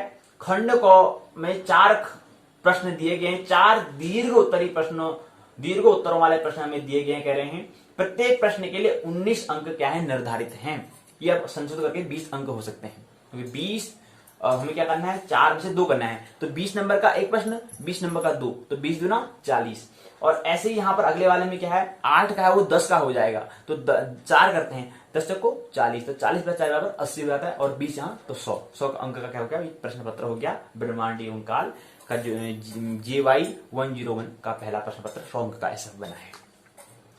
अब आता है इसके अंदर का जो प्रश्न है, कितने हैं, 20 अंक का एक प्रश्न है। 4 प्रश्न आपको दिए हैं, 2 आपको करना है। पहला प्रश्न पूछा है आकाश गंगा का विस्तृत विवेचना कीजिए। दूसरा अधिमास 6 मास के स्वरूप का वर्णन कीजिए। तीसरा प्रश्न है योगों का नाम उल्लेख करते हुए योग के सैद्धांतिक स्वरूप का वर्णन करो। चौथा है निम्नलिखित में से किन्हीं 2 पर टिप्पणी कीजिए, कमेंट करो। पहला है अमुहूर्त काल, दूसरा है तिथि, तीसरा है महायुग, चौथा है स्थानीय समय। तो ये क्या होता है, 4 में से हमें 2 करने होते हैं। जैसे हम ले सकते हैं पहला आकाश गंगा का विस्तृत विवेचना कर सकते हैं, या दूसरा अधिमास 6 मास का स्वरूप का वर्णन कीजिए, हम ये कर सकते हैं। 2 करने होते हैं हमें, और यहाँ पर 4 में से 2 करने। खंड जो चौथा दिया गया है, 2 पर हमें क्या करनी, टिप्पणी करनी है। खंड ख है लघु उत्तरी वाले प्रश्न पूछे जाते हैं। खंड ख में 8 लघु उत्तरी वाले प्रश्न दिए गए हैं। प्रत्येक प्रश्न के लिए हमें 8 अंक क्या है निर्धारित हैं, जो अब संशोधित करके 10 अंक हो चुका है। 10 करने होते हैं और 6 अंक 6 पूछे जाएंगे। अब 8 थे तो 6 पूछे जाएंगे, 6 से हमें क्या करने 4 करने हैं। शिक्षार्थियों को इनमें से केवल क्या करना है 4 प्रश्न के उत्तर देने हैं। ये S4 BAJY101 पहला पेज PTO ये है। और उसके बाद फिर दूसरा क्या है, इसके अंदर जो प्रश्न है, आइए प्रश्न लेते हैं। पहला प्रश्न है गुरु के भौतिक स्वरूप का वर्णन करो, अर्थात बृहस्पति जो है ग्रह है उसके क्या है भौतिक स्वरूप का वर्णन करो। दूसरा प्रश्न है धूमकेतु का संक्षिप्त परिचय दीजिए। तीसरा सौर चंद्र नक्षत्र और सौर मास का परिचय दीजिए। चौथा है अयन कितने प्रकार के होते हैं, परिचय दीजिए। पांचवा प्राचीन मतानुसार ग्रहों के कक्षा क्रम को लिखिए। छठा है चर और स्थित करणों का तिथि अनुसार परिचय दीजिए। सातवां है स्वकल्पित उदाहरण के द्वारा सूर्योदय और सूर्यास्त का साधन कीजिए। आठवां है वेलांतर किसे कहते हैं ये बताओ। इसमें से आपको केवल 4 करने हैं और 10 चौको 40 हो जाता है। और खंड हम 3 क्या हटा दिया गया है, तो इस बात हम नहीं करेंगे। ये 2 खंड हमें पूर्ण करने हैं, तो 40 + 40 80 + 20 100 बन जाता है। तो ऐसे प्रश्न पत्र पूछा जाता है, ऐसे तैयारी हमें करनी है। कैसे हमें तैयारी करनी है, किस प्रकार से उसको हम अपना अच्छा योगदान हमें पहले हम कैसे तैयार रहें परीक्षा होने से पहले। परीक्षा तो केवल एक माध्यम होता है, बाकी तो हमें अपने उसको अनुभव उसको समझने के लिए, हमें अनुभव में लाने के लिए तो हमें अध्ययन तो करना ही होता है। लेकिन परीक्षा होते हैं तो उसके सारे हम क्या करते हैं, थोड़ा अध्ययन करते हैं, तो थोड़ा भय जैसा होता है, उस भय के कारण हम करते हैं। लेकिन भय के कारण ही करें वो ऐसा नहीं है। जिसको शोध करना है वो तो प्रतिदिन करना चाहिए, कोई भी विषय हो उसको सही तरीके से क्या करें, इसकी तैयारी करनी चाहिए। तो ये हमने बात बताई है। ऐसे बहुत सारे प्रश्न होंगे, लेकिन अभी हम इतना समझते हैं। तो ये हमारा भाग क्या होता है 2 पूर्ण होता है। भाग आज की जो पाली 1 है उसका भाग क्या होता है, दूसरा भाग पूर्ण होता है। पहला और दूसरा भाग पूर्ण होता है। अब जो भाग हमने ब्रह्मांड के बारे में हमने पढ़ा है और जो खगोल के बारे में पढ़ रहे हैं, उससे संबंधित कुछ यहाँ पर जो हमारे अनुभव है, जो हमारे हम पाठ्यक्रम से हटके जो कर रहे हैं, उसको आइए समझिए। वैज्ञानिकों से परिचय, पुरस्कार, नोबेल प्राइज क्या होते हैं, इस प्रकार से बातों को यहाँ पर समझेंगे। पाठ्यक्रम से संबंधित संकेतों पर चर्चा हम करेंगे। जो हम पाठ्यक्रम पढ़ रहे हैं उससे संबंधित कुछ संकेत यहाँ पर हम समझेंगे, तो हमें और बड़ा समझ में आएगा। अब इसको क्रम तरीके से आइए लेते हैं। पहली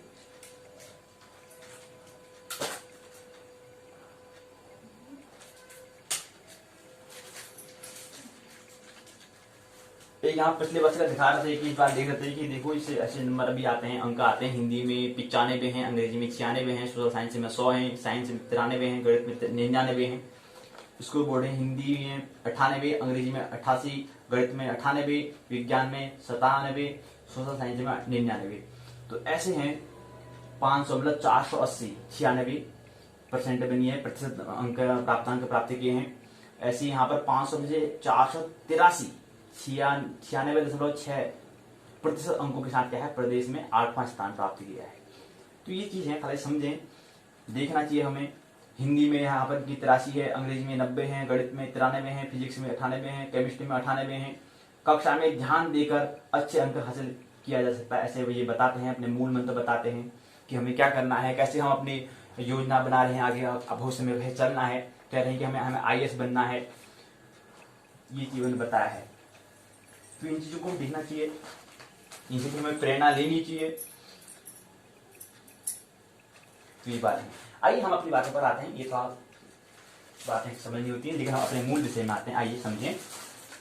सबसे पहली बात है, हम बात कर रहे थे आकाशगंगा। आकाशगंगा के बाहर पहली बार ग्रहों का पता चला। ये बात है 6/2/2018 की बात है। ये अखबार 6/2 अर्थात 6 फरवरी 2018 में आया था, तो उसको हमने लिया, तो उसको हमने यहाँ पर जोड़ रखा है। जो इसकी हमने इसको रखा था, तो आज इसको हम समझेंगे। वो जो हमने रखा वो ये आज क्या हो रहा है, उसका हम उपयोग कर रहे हैं। तो इसमें लिखा है कि आकाशगंगा के बाहर पहली बार ग्रहों का पता चला। ये देखो ना, ये आकाशगंगा है, ये दिख रहा है ऐसे। इसको तो केवल माध्यम है, हम तो वहां की कभी जब अंतरिक्ष में जाएंगे तब दिखेगा। लेकिन फिर भी इसको समझें, फिर अपनी मान कल्पना को बढ़ाएं, कल्पना को बढ़ाएं तो हम उसे भी देख सकते हैं। कुछ इस तरह से बनता है। क्या कह रहे हैं कि आकाशगंगा के बाहर पहली बार ग्रहों का पता चला, तो उसमें बताते हैं नासा की आकाशगंगा हमारा विषय था, उसको मिल्की वे भी कहते हैं। तो नासा की चंद्रा ऑब्जर्वेटरी से मिले सिग्नल अर्थात संकेत से हुआ खुलासा। 3.8 अरब प्रकाश वर्ष धरती से दूर है ग्रहों का यह समूह। 3.8 अरब प्रकाश वर्ष, जहां पर प्रकाश को जाने में ही करीब करीब 4 अरब वर्ष का समय लग जाता है। प्रकाश को जाने में उतना दूर, उतनी दूर पर क्या है, ग्रहों का ये समूह है। तो आकाश गंगा के बाहर, तो आकाश गंगा कितनी बड़ी है ये हमें समझ में यहां से आ रहा है। तो क्या कह रहा है, इतने धरती से दूर है, तो यहां पर इसका नाम लिखा है आकाश गंगा के बाहर, अर्थात मिल्की वे जो हमारी गैलेक्सी है इसके बाहर पहली बार ग्रहों का पता चला है। तो इसमें क्या कहते हैं, वाशिंगटन में है, खगोल वैज्ञानिकों ने पहली बार हमारी आकाश गंगा अर्थात जो मिल्की वे है, जो आकाश गंगा है के बाहर ग्रहों का पता लगाया है। ग्रहों का यह समूह धरती से 3.8 अरब प्रकाश वर्ष, जहां पर 3 अरब 80 करोड़ प्रकाश वर्ष, जहां प्रकाश को भी इतनी 3 अरब 80 करोड़ का वर्ष का वक्त लग जाता है प्रकाश को जाने में, उतनी दूर पर ये क्या है, स्थित है। यह दूरी इतनी ज्यादा है कि इंसानी कल्पना के अनुसार सबसे अच्छे टेलीस्कोप से भी उन ग्रहों को देखना संभव नहीं है, इतने दूर है। नासा की चंद्रा एक्सरे ऑब्जर्वेटरी से मिले आंकड़ों के आधार पर अमेरिका की यूनिवर्सिटी और ओक्लाहोमा के शोधकर्ताओं ने हमारे मिल्की वे आकाशगंगा के बाहर के आकाशगंगाओं के ग्रहों की मौजूदगी पर मोहर लगाई है। चंद्रमा और बृहस्पति के बीच के आकार के इन ग्रहों के बारे में पता चलने से पहले वैज्ञानिक सिर्फ मिल्की वे ग्रह के बारे में ही जानते थे। आइंस्टीन ने लगाया था अनुमान, दूरस्थ ग्रहों से आने वाले किरणें अगर अपनी सीध में किसी अवरोध से टकराती हैं तो उसके चारों ओर प्रकाश के एक डिस्क का निर्माण होता है। इस डिस्क की चमक के आधार पर ग्रहों की मौजूदगी का पता लगता है। मशहूर जाने माने जो वैज्ञानिक हैं वह हैं अल्बर्ट आइंस्टाइन ने सापेक्षता का सिद्धांत में इसका अनुमान लगाया था। इसलिए इस डिस्क को आइंस्टीन डिस्क कहा। क्यों आइंस्टीन डिस्क कहा, इसलिए कहा, ये बताए हैं, ये चीज है। पहली बात तो ये समझे। दूसरी बात एक यहां पर आया है 8/8/2018 में, अगस्त की बात है, 8 अगस्त 2018 की बात है। ब्रह्मांड के कई रहस्य खोलेगा लिथियम तारा। हम बात करें ना तारा, जो हम बात करें खगोली बात करें, वही खगोली यहां पर हमें लिया है। कह रहे हैं कि चीनी वैज्ञानिकों ने लिथियम समृद्ध एक विशाल तारे की खोज की है जो ब्रह्मांड की उत्पत्ति के रहस्य को खोलेगा।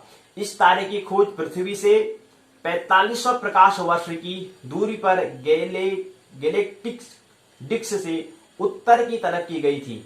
यह तारा एक सामान्य तारों की तुलना में 3000 गुना अधिक लिथियम समृद्ध है।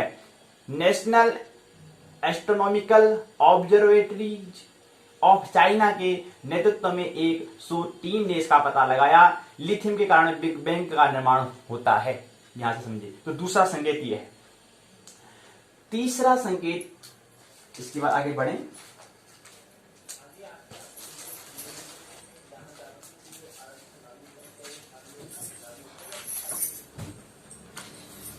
आकाशगंगा, आकाशगंगा जिसका नाम दुग्ध मेखला है या मंदाकिनी कहते हैं, गैलेक्सी कहते हैं। भूमिका, चलो हम अपनी आकाशगंगा के अंदर सौरमंडल की यात्रा करने के रूप में देखते हैं। माना हम किसी और प्रकाशगंगा से अपनी आकाशगंगा की ओर, अन्य आकाशगंगा से हम क्या है अपनी आकाशगंगा की ओर आते हैं, तो हमें अरबों खरबों तारों अर्थात स्टार को पीछे छोड़ते हुए एक निर्वात अर्थात वायु में जहां कुछ भी नहीं होता है उसमें से आना पड़ता है। और उसके बाद हमको अपनी आकाशगंगा अर्थात गैलेक्सी अर्थात मिल्की वे हमें दिखाई देती है, जिसका नाम मंदाकिनी, दुग्ध मेखला या मिल्की वे कहते हैं। अब आकाशगंगा क्या है? आकाशगंगा, हमारी आकाशगंगा का व्यास 1,00,000 प्रकाश वर्ष है। 1 लाइट ईयर बराबर होता है 95 खरब किलोमीटर। 1 लाइट ईयर बराबर होता है 95 खरब किलोमीटर होता है, या 1 लाइट ईयर बराबर 9.4610 km। उसके बाद होता है 1,00,000 गुणा 95 खरब किलोमीटर, या 1,00,000 10 गुणा पर ये कर लेंगे, तो ये हम गणना कर रहे थे, ये बता रहे हैं। तो इतना दूर व्यास है और 1 लाइट ईयर बराबर इतना होता है।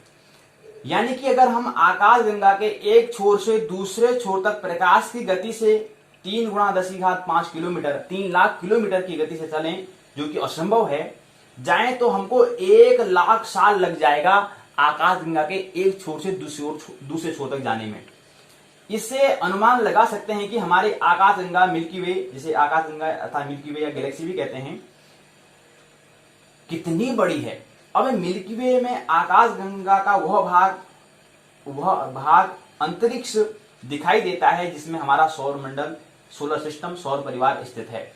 अब जाने कि सौर मंडल को सूर्य से दूर स्थित ग्रह से नजदीक ग्रह की यात्रा से पहचानते हैं, अर्थात अरुण वरुण से बुध की ओर क्या करते हैं, सूर्य से समीप सबसे दूरी पर स्थित जो ग्रह है वह है वरुण के पास, फिर यम से होते हुए क्या है पहुंचते हमारे वे 8वां ग्रह, और यह द्रव्यमान में पृथ्वी से 17 गुना अधिक है। तो हम कहां से आ रहे हैं, हम ये बता रहे हैं कि वहां से आकाशगंगा से ऐसे यहाँ को आ रहे हैं, मतलब यहां से हम समझ लो कि यहाँ पर हमारा घर है, तो हम यहां से घर की ओर आ रहे हैं, ये हमारी दिशा की बात कर रहे हैं। ब्रह्मांड बताया आकाशगंगा, सौरमंडल, तारे, ग्रह, धूमकेतु, क्षुद्र, उल्कापिंड, बौने ग्रह इत्यादि से मिलकर बना है, इसको हम ब्रह्मांड कहते हैं, सभी उसमें आ जाता है। तो कह रहे हैं कि 17 गुना अधिक है। इसे सूर्य की परिक्रमा करने में 164 वर्ष लगते हैं, जो कि पृथ्वी के बराबर है। 7वें नंबर का ग्रह है अरुण, द्रव्यमान में पृथ्वी से 14.5 गुना ज्यादा भारी है, और आकार में यह पृथ्वी से 63 गुना ज्यादा बड़ा है। यह ग्रह बहुत कम घना है, पर गैस की बहुत अधिकता है।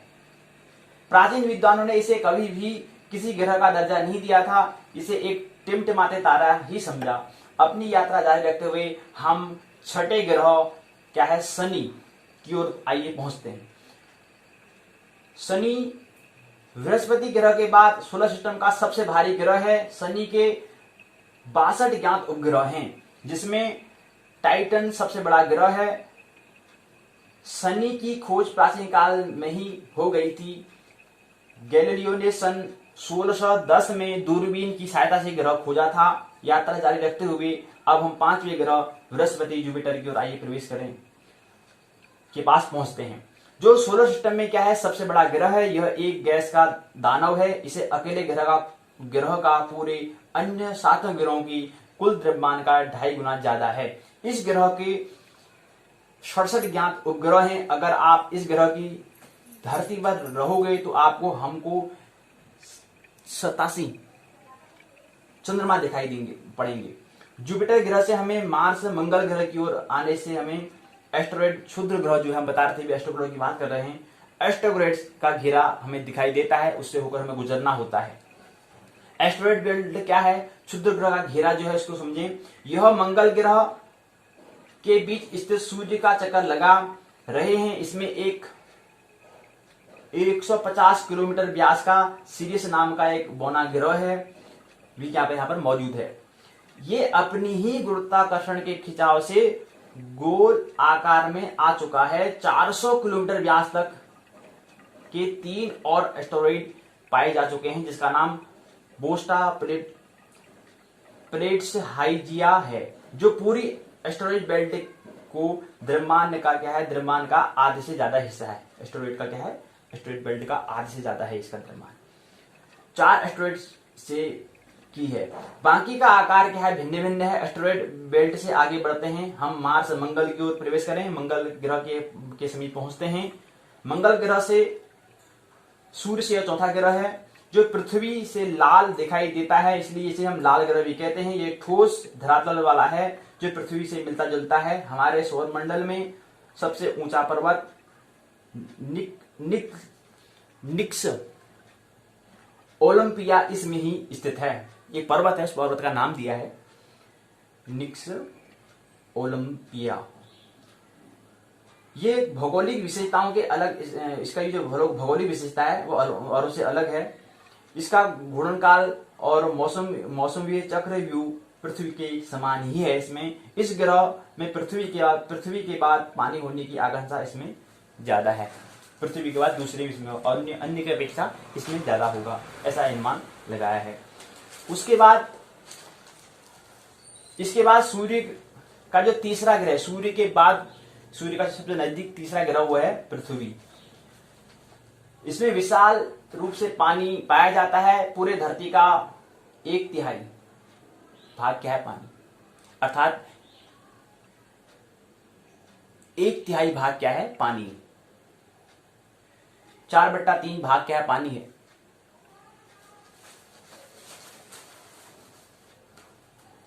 हमारे पूरे सौर मंडल में, कहने का मतलब यह है कि अगर हम कहें कि एक रोटी है उसके 4 हिस्से करते हैं, तो एक रोटी के अगर 4 हिस्से करते हैं, उसमें से जो एक हिस्सा होगा वो हमारा क्या होगा, उसमें हम जो स्थल भूमि होगी। बाकी 3 हिस्से वो क्या है, जल है। 71% जल, 71 या 75 के करीब वो मान रहे, तो इसलिए क्या है 71% जल। अर्थात रोटी के जो 3 हिस्से हैं वो क्या है, पानी वार से भरा हुआ क्षेत्र है। बाकी एक भाग क्या हो, स्थल है, उसमें पठार इत्यादि मैदान वगैरह हैं, ये समझिए।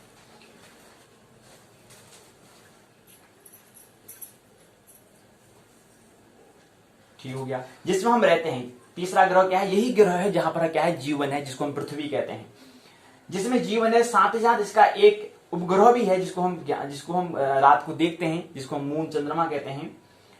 कोई जीव, मून में कोई जीव नहीं है कह रहे हैं। इसमें अपने बुद्धि के दम पर आज हमने क्या कर लिया, हमने अपनी बुद्धि के दम पर क्या कर लिया, चंद्रमा पर हम कदम रख लिया है कह रहे हैं इंसान ने।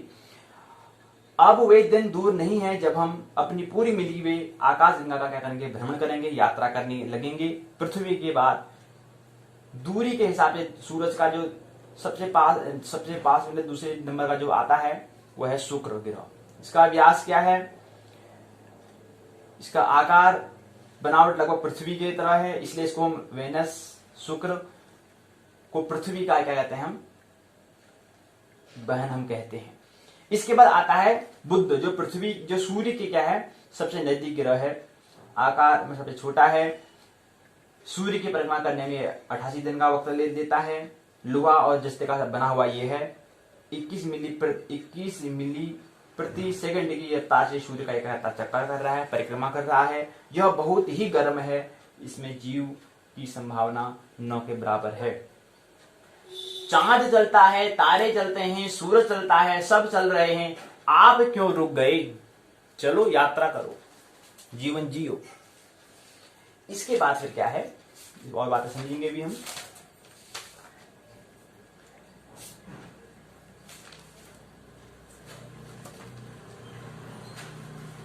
ये देखिए, इसमें दे रखा है 4.28 अरब वर्ष पुरानी बात है।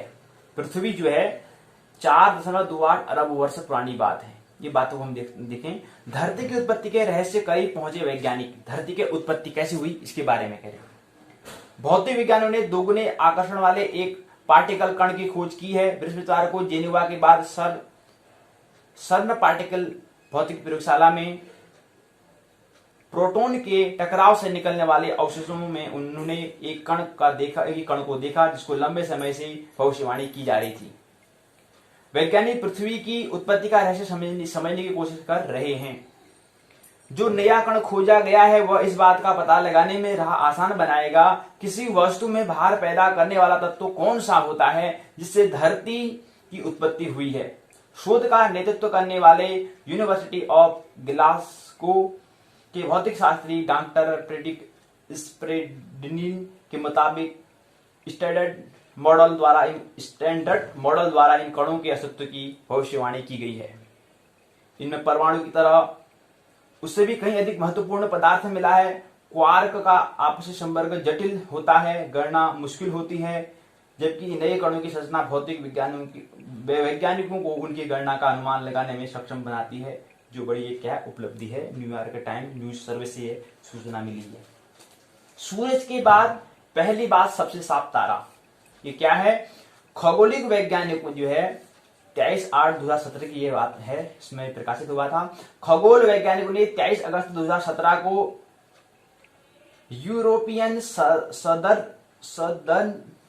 सदर्न ऑब्जर्वेटरी की बेहद विशाल टेलीस्कोप फैसिलिटी से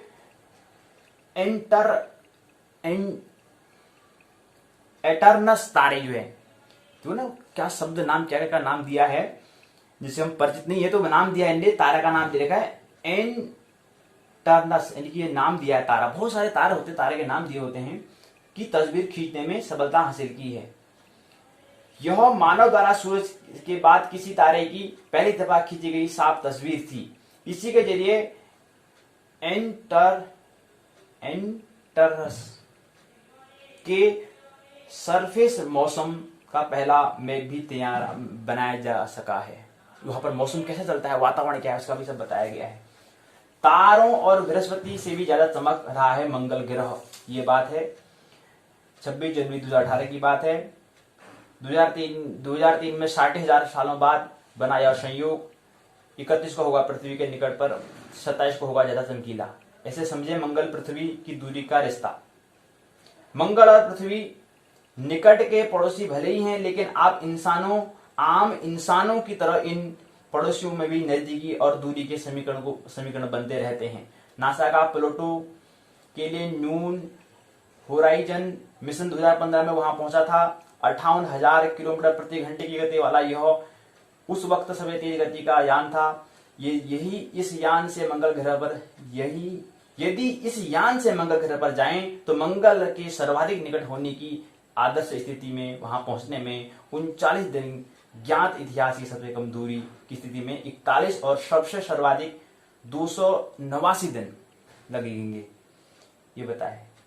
ये जानकारी है जो इससे हटके है। उसके बाद फिर 21वीं सदी का सबसे लंबा चंद्रग्रहण, ये भी इससे खगोल से संबंधित है, ये आप समझें। देखो 26 जुलाई 2018 की बात है। उसके बाद फिर एक और बातें हैं कि सौर मंडल के बाहर 44 नए ग्रहों की खोज, ये बात दिया गया है। 9 अगस्त 2018 की बात है। ये भी कह रहे हैं कि सौर मंडल के बाहर 44 नए ग्रहों की खोज, ये दिया हुआ है। सौर मंडल के बाहर, सौर मंडल पढ़ रहे हैं, हमारे विषय से संबंधित है। उसके बाद आता है कि मिली 7 पृथ्वियां, ब्लैक होल को पढ़ना हुआ आसान, बड़े पुराने निकले हमारे पूर्वज, कहते हैं 3.15 लाख वर्ष पूर्व पृथ्वी पर हो सकते हैं, ऐसा बता रहे हैं जो मानव है, हमारे आदि मानव इत्यादि जो है। ये सब बातें दी गई, इनको अध्ययन करना चाहिए। ये चीजें देखिए, जब मंगल पर बसेंगे हम बता रहे हैं, ये प्रकाशित होते रहती हैं, इनको देखना चाहिए। उसके बाद दिमाग का जवाब नहीं है। दिमाग का दायां हिस्सा शरीर के बाएं भाग को, बायां हिस्सा शरीर के दाएं हिस्से को क्या है, कंट्रोल करता है, नियंत्रित करता है, ये बातें हैं। और उसके बाद फिर यहाँ पर एक और दिया गया है, देखिए पृथ्वी के आसपास क्या है। 7.6 किलोमीटर प्रति सेकंड की रफ्तार से गुजरेगा लघु ग्रह। अभी हम बात कर रहे थे ना, लघु ग्रह, क्षुद्र ग्रह, वही उसी ग्रह की बात हो रही है। ये बात है तुम्हारी 12/10/2017 की बात है। वैज्ञानिकों से आंख मिचौली करता एक लघु ग्रह धरती के करीब आ रहा है। इसके पार्थ की सटीक जानकारी अभी तक वैज्ञानिकों को नहीं मिल पाई है। बेहद खतरनाक माना जा रहा है यह चट्टानी पिंड। गुरुवार को सुबह 7.6 किलोमीटर प्रति सेकंड की तेज रफ्तार से 11:30 बजे पृथ्वी के करीब से गुजर जाएगा। इसके धरती से टकराने की आशंका से वैज्ञानिक ने इनकार किया है। भारतीय तारा भौतिक संस्थान बंगलुरु के वरिष्ठ खगोल वैज्ञानिक प्रोफेसर आरसी कपूर ने बताया कि इस लघु ग्रह का नाम 2020 में TC4 है। वर्ष 2012 में धरती के करीब आने पर इसका पता चला था। तब यह 95,000 किलोमीटर की दूरी से होकर अपने पथ पर आगे निकल गया था। अब पुनः धरती के नजदीक आ रहा है। आकार में यह लंबोत्तरा चट्टानी पिंड है, जितने करीब होकर यह जाने वाला है, इससे वैज्ञानिक चौकन्ने हो गए हैं। आश्चर्यजनक बात यह है कि इसे निश्चित पाथ का सही पता नहीं चल रहा है। निश्चित पाथ जो पथ है, जो है रास्ता है, उसका पता नहीं चल पा रहा है। अभी तक की जो हमने गणना की है, उससे अनुमान जो है वो 68 किलोमीटर से लेकर के 2,70,000 के बीच कहीं से भी गुजर सकता है। जो पथ, जो यात्रा है, जो वहां पथ जो चलने वाला है, उसका अनुमान किया है।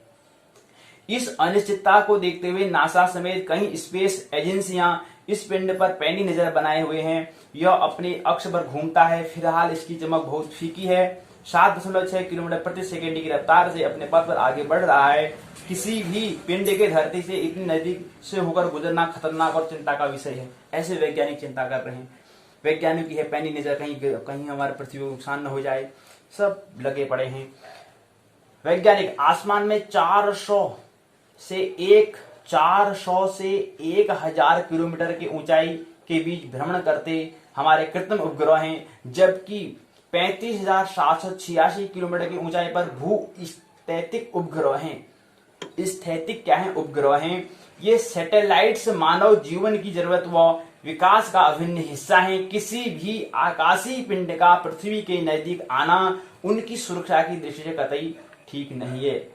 पृथ्वी के नजदीक आना उनकी सुरक्षा की दृष्टि से कतई ठीक नहीं है, क्योंकि हमारे वहां पर क्या लगे हैं? आसमान के 400 से लेकर के 1,000 किलोमीटर की ऊंचाई पर क्या लगे हुए हैं? ऊंचाई के बीच भ्रमण करते हुए कृत्रिम उपग्रह हैं, कृत्रिम युग हैं, जो मानव द्वारा जो बनाए गए हैं, मानव निर्मित जो उपग्रह हैं, उसकी बात कर रहे हैं। कृत्रिम उपग्रह हैं, जबकि क्या है? भूस्थिति उपग्रह जो हैं वो क्या है? 35,786 किलोमीटर। एक कृत्रिम होता है, एक मानव होता है। तो ये बात बताइए, इसको समझें, क्या बताना चाह रहे हैं इसको समझें, सिग्नल को समझें। उसके बाद फिर क्या है? सुपरनोसिक ब्रह्मोस का सवाल परीक्षण किया गया है। 3,000 संचार उपग्रहों का प्रक्षेपण करेगा चीन। कैसे विज्ञान की खोज कर रहे हैं, देखें। उसके बाद एक छोटी सी बात यहाँ पर है कि एक बात ये मिली थी कि 5वीं के आधे बच्चे नहीं पढ़ पाते हैं कक्षा 2 की किताबें। ये बड़े चिंता की बात है। और उसके बाद है अद्भुत है मिल्की वे का रहस्य, हमने कल बता दिया है कि ये क्या है। हमारी आकाशगंगा की अनुमान जो आयु है, अनुमानित आयु है, वो है 13.2 अरब साल। 13 अरब 2 देखो 13.2 अरब साल क्या है इसकी आयु है, अनुमान हम कर रहे हैं। 13 अरब 20 करोड़ या 2 करोड़, 20 करोड़ कह सकते हैं। तो 13 अरब इसकी क्या उम्र है? अरब क्या खरब। इसे आकाशगंगा, मिल्की वे, क्षीर मार्ग, दुग्ध मेखला, गैलेक्सी, मंदाकिनी भी कहते हैं। चीन में से चांदी की नदी कहते हैं। ब्रह्मांड में असंख्य मंदाकिनी आकाशगंगाएं हैं। प्रत्येक मंदाकिनी में करोड़ों अरबों तारे हैं, सौर मंडल हैं, तारामंडल हैं, निहारिकाएं हैं, धूमकेतु हैं, नक्षत्र हैं और भी बहुत कुछ है। पूरा भरा पड़ा है ब्रह्मांड, अंतरिक्ष जो है पूरा भरा पड़ा है। क्या क्या है कुछ बता नहीं सकते।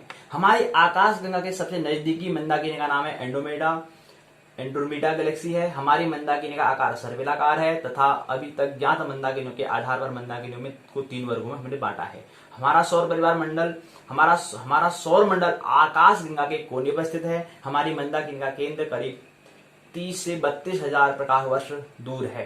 केंद्र से जो सोलर सिस्टम है उतनी दूर पर स्थित है।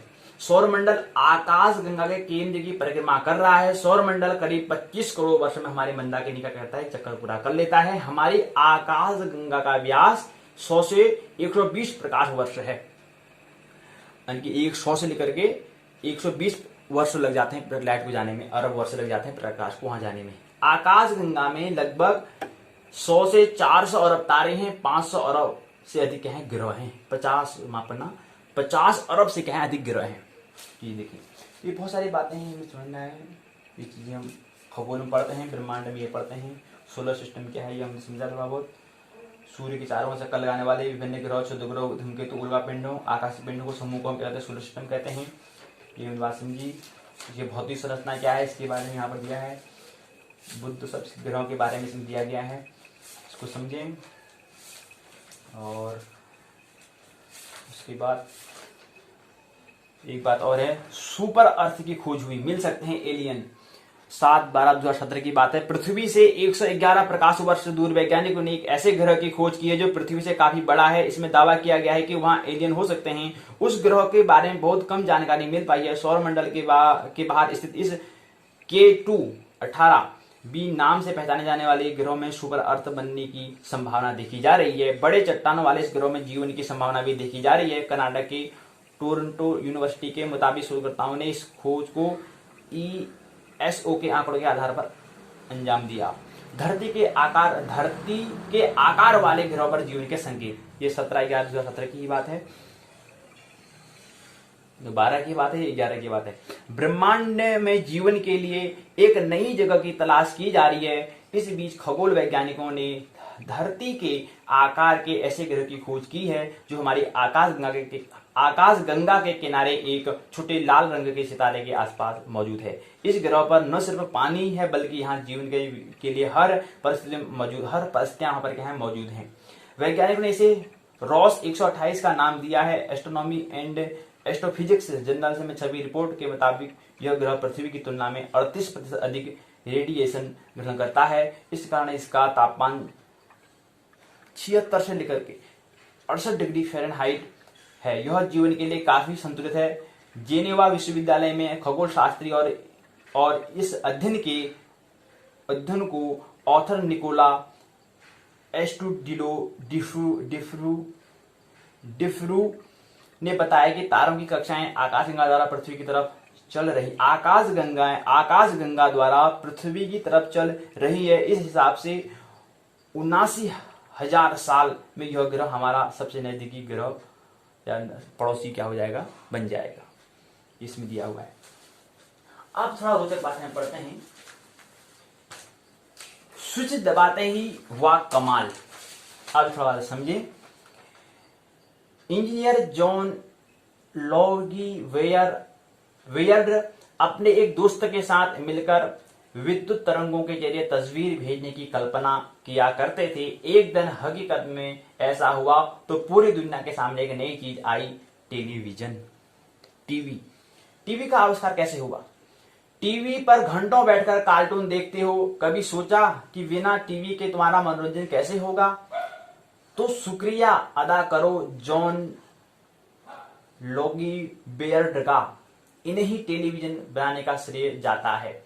जॉन एक स्कॉटिश इंजीनियर और आविष्कारक थे। पिता एक पादरी थे और घर में पैसों की तंगी रहती थी। उनकी प्रारंभिक शिक्षा स्थानीय विद्यालय से हुई थी। बचपन से ही वे पढ़ने लिखने में अच्छे थे। उनके स्कूल में फोटोग्राफी पर विशेष ध्यान दिया जाता था। उन्हें भी फोटोग्राफी में दिलचस्पी हो गई। स्कूल छोड़ने के बाद उन्होंने ग्लासगो में स्थित रॉयल टेक्निकल कॉलेज में विज्ञान का अध्ययन किया। 26 वर्ष की उम्र में उन्होंने एक इलेक्ट्रिकल कंपनी में नौकरी करने लगे। यहां से नौकरी छोड़ने के बाद जुराबे और चटनी बनाने का काम भी किया, लेकिन बिक्री नहीं होने के कारण वह धंधा बंद करना पड़ा। फिर अपने दोस्तों के साथ त्रिनिदाद जा पहुंचे, जहां एक रेडियो ऑपरेटर से जान पहचान हो गई। दोनों साथ बैठकर विद्युत द्वारा हवा में तस्वीर भेजने की कल्पना किया करते थे। फिर वे इंग्लैंड लौट आए, तभी उनके मन में टेलीविजन के आविष्कार का विचार आया। हालांकि कई लोग इस क्षेत्र में आगे बढ़ चुके थे। उन्होंने तुरंत ही उपकरण की रूपरेखा बना डाली। उपकरण बनाने के लिए कई चीजें इकट्ठी की, कई महीने प्रयोग करने में बीत गए। तब जाकर अपने टेलीविजन ट्रांसमीटर और रिसीवर बनाने में सफलता प्राप्त की। वर्ष 1925 में 2 अक्टूबर को जॉन ने अपने उपकरण में प्रकाश को विद्युत किरणों में परिवर्तन करने के लिए एक नई चीज लगाई। जैसे ही उन्होंने स्विच दबाया, वे हैरान रह गए। उनके उपकरण में दृश्य का पूरा चेहरा उभर आगे आ गया। खुशी से उछल पड़े। उन्हें मानव आकृति के प्रसारण में सफलता मिल गई। यह क्या हो गया? इतिहास बन गया उस दिन का। कठिन कार्यों को टालिए नहीं। जिंदगी को आसान बनाना है तो कठिन कार्यों को को मत टालो, कार्य को पूरा करने से जीवन आसान होता है, न कि टालते रहने से। करने से आसान होता है। बताओ, पृथ्वी पूरे सौर मंडल में एकमात्र ग्रह है जहां पर महासागर पाए जाते हैं। ये महासागर धरती के लगभग 71% भाग में फैले हुए हैं। महासागर की गहराइयों का राज क्या है? जो फेल होंगे उन्हें भी मिलेगी जगह, ये बातें हैं। सबसे आसानी से बोलते ये बातें हैं। उसके बाद फिर एक बात और आती है, जिंदगी को विज्ञान का सलाम। अंतरिक्ष में गया सबसे ताकतवर रॉकेट, फिर लौटा भी। 6/2/2018 की बात है। नहीं रहा किलो वाट, अब इलेक्ट्रिकल हो गया है किलो, ये समझो। 1989 से दुनिया को वजन मापना सिखा रहा है। 1989 दुनिया को वजन मापना सिखा रहा है किलो का वाट। नवंबर में रिटायर कर दिया गया है ये। अब 1 किलो को इलेक्ट्रिकल किलो के नाम से जाना जाएगा। ये समझिए, ये कब की बात है? 16/11/2018 की बात है। पढ़ने में औसत मनुष्य से बेहतर है AI। पढ़ने में औसत मनुष्य से बेहतर है AI जो है, ये क्या है AI? इसको समझिए। यूरोपा पर मिले पानी के चिन्ह। यूरोपा क्या है, इसको समझिए। कृत्रिम कॉर्निया से दूर होगा आंखों का अंधेरा। इसरो लाया लॉन्च एस्केप सिस्टम। सब जीवों का स्रोत एक है, ये समझिए। मंगल पर मिली अनूठी चट्टानी आकृतियां, ये समझिए। उसके बाद फिर एक ही बातें हैं। सूरज की आंखों में झांकेगा पार कर। इसरो की ऊंची उड़ाने, ये बात है। एक बात है, साइंस का मास्टर यानी कि विज्ञान का मास्टर ही करेगा दुनिया में राज, ऐसे राज्यपाल कहते हैं। उनकी बात है, ये भी समझे।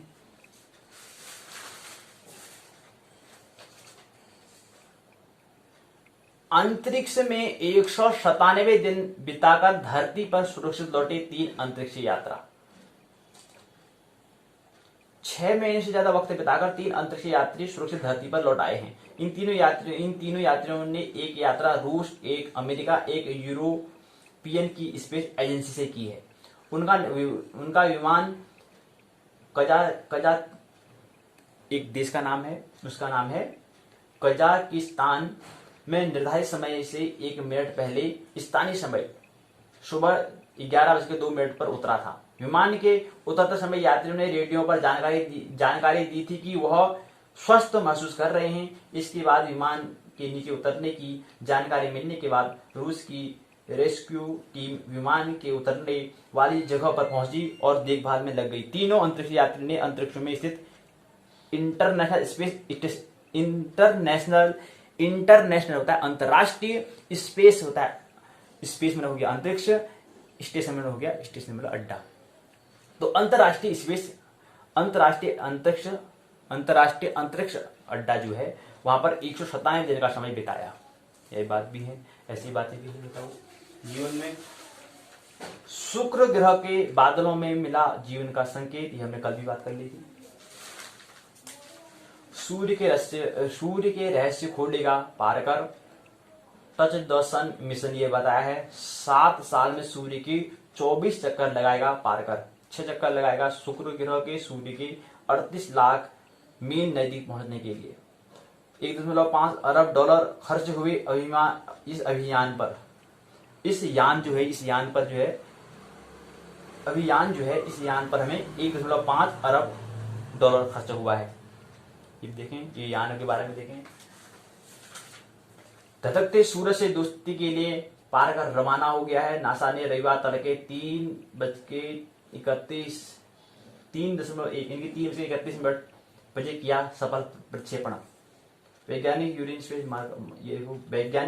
यूजिन न्यूमेन पार्कर हैं ये। टच द सन मिशन ने नाम दिया है। 3771 डिग्री सेल्सियस तापमान रहने की क्षमता इसमें है। 190 किलोमीटर प्रति सेकंड की रफ्तार से जाएगा। बातें होती हैं। अब एक बात और है, दूसरों से कितने अलग थे आइंस्टाइन। कुछ बच्चे क्लास में सबसे होशियार होते हैं, हर गतिविधियों में बढ़ चढ़कर क्या कहते हैं, हिस्सा लेते हैं। तो कुछ बच्चे थोड़े दब्बू होते हैं। ऐसा ही एक बच्चा था जो क्लास में हर मामलों में पीछे रहता था। एक दिन उसने अपने शिक्षक से पूछा, मैं अपनी बुद्धि का विकास कैसे करूं ताकि मैं सफल हो सकूं। शिक्षक ने कहा, तुम सिर्फ अभ्यास करो तभी सफल हो सकते हो। फिर क्या था, उसने अपने शिक्षक के मूल मंत्र को दिमाग में बैठा लिया, ठान लिया, अभ्यास के बल पर ही वह एक दिन सबसे आगे बढ़कर दिखाया। क्या तुम बता सकते हो उस बालक का नाम? उस बालक को आज पूरी दुनिया जानती है, मशहूर है। उसका नाम है अल्बर्ट आइंस्टाइन। आइंस्टाइन का जन्म जर्मनी के यूम नगर में हुआ था। बचपन में उसका पढ़ने लिखने में मन नहीं लगता था क्योंकि वे थोड़े मंद बुद्धि थे। मंद बुद्धि होने के बावजूद उनके हाथों में किताबें हमेशा रहती थी। निरंतर अभ्यास में उनके सकारात्मक परिणाम देखने लगे। सभी शिक्षक यह देखकर दंग रह गए। आगे चलकर उन्होंने पढ़ाई की, गणित जैसे कठिन विषय को चुना। देखते देखते उनकी दिमागी क्षमता इतनी तेज हो गई, कई बार जब शिक्षक किसी सवाल को हल नहीं कर पाते थे तो आइंस्टाइन की मदद लेते थे। आर्थिक स्थितियों, इनकी पैसे की कमी होने के कारण कमजोर होने की वजह से आगे की पढ़ाई में समस्या भी हुई, लेकिन लगन के पक्के आइंस्टाइन ने हर समस्याओं का सामना डटकर किया। बाद में उन्होंने ज्यूरिक पॉलिटेक्निक कॉलेज में दाखिला लिया। कभी भी वे फिजूल खर्च नहीं करते थे। माता पिता की शिक्षा और गुरु के दिए हुए मंत्र में उन्हें प्रतिकूल परिस्थितियों में भी आगे बढ़ने के लिए प्रेरणा करती थी। उनके विचारों ने एक नई खोज का जन्म दिया जिसे हम थ्योरी ऑफ रिलेटिविटी, सापेक्षता का सिद्धांत कहते हैं। अपने जीवन काल में उन्होंने कई ऐसे आविष्कार किए जिनके लिए उनका नाम इतिहास के पन्नों में दर्ज है। आधुनिक समय में भौतिकी को सरल बनाने में उनका बहुत बड़ा योगदान है। 1921 में उन्होंने फिजिक्स में दी गई थ्योरियों के लिए नोबेल प्राइज जो है उससे उनको नवाजा गया। ये बातें हैं। ऐसे अन्य भी और वैज्ञानिक हैं, उनके बारे में। हर वक्त घंटी की तरह हिलती बजती है धरती, ये बात भी दिया गया है। भूकंप के बाद महीनों तक कांपती है धरती। वैज्ञानिक धीरे धीरे धरती की रहस्यमय गुनगुनाहट का रहस्य सुलझा रहे हैं। अब तक माना जाता है कि धरती ठोस और स्थिर है, पर हाल ही शोध में खुलासा हुआ कि धरती हर वक्त कांपती और सिकुड़ती और फैलती रहती है। हम भी इसके साथ हिलते रहते हैं। समुद्री लहरों का कारण भी उसकी तले की कंपहाट है। वैज्ञानिक ने खोजी सबसे प्राचीन आकाशगंगा। वैज्ञानिकों ने ब्रह्मांड में सबसे प्राचीन सर्पिली आकाशगंगा की खोज की है। यह करीब 11 अरब वर्ष पहले अस्तित्व में आई है। ब्रह्मांड में प्रकाश फैलने की गुत्थी को सुलझाएगा। 60 करोड़ प्रकाश वर्ष दूर आकाशगंगा के निरीक्षण से वैज्ञानिकों ने निकाला नतीजा। 100 करोड़ साल बाद ब्रह्मांड फैलना शुरू हुआ। अंधेरा भी लगा था छटने, अंधेरा जो भी छटने लगा था। ब्लैक होल से निकलने वाली एक्सरे किरणें इस ब्रह्मांड को रोशनी से नहलाया।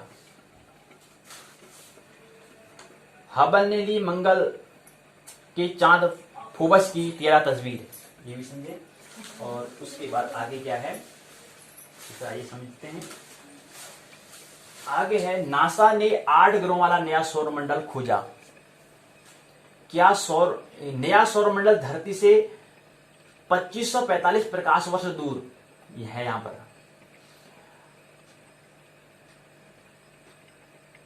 यह खोज दर्शाती है कि हमारा डाटा आने वाले वर्षों में नवीन सोच के अनुसंधानकर्ताओं के लिए एक खजाना होगा। अमेरिकी अंतरिक्ष एजेंसी नासा ने बड़ी सफलता हासिल करते हुए हमारे जितना बड़ा एक और सौरमंडल केपलर 90 ढूंढ निकाला है। जो क्या है, सौरमंडल। यह सौरमंडल धरती से क्या है, 2545 प्रकाश वर्ष दूर है। बात समझे। और उसके बाद फिर क्या है, आगे बात करनी है।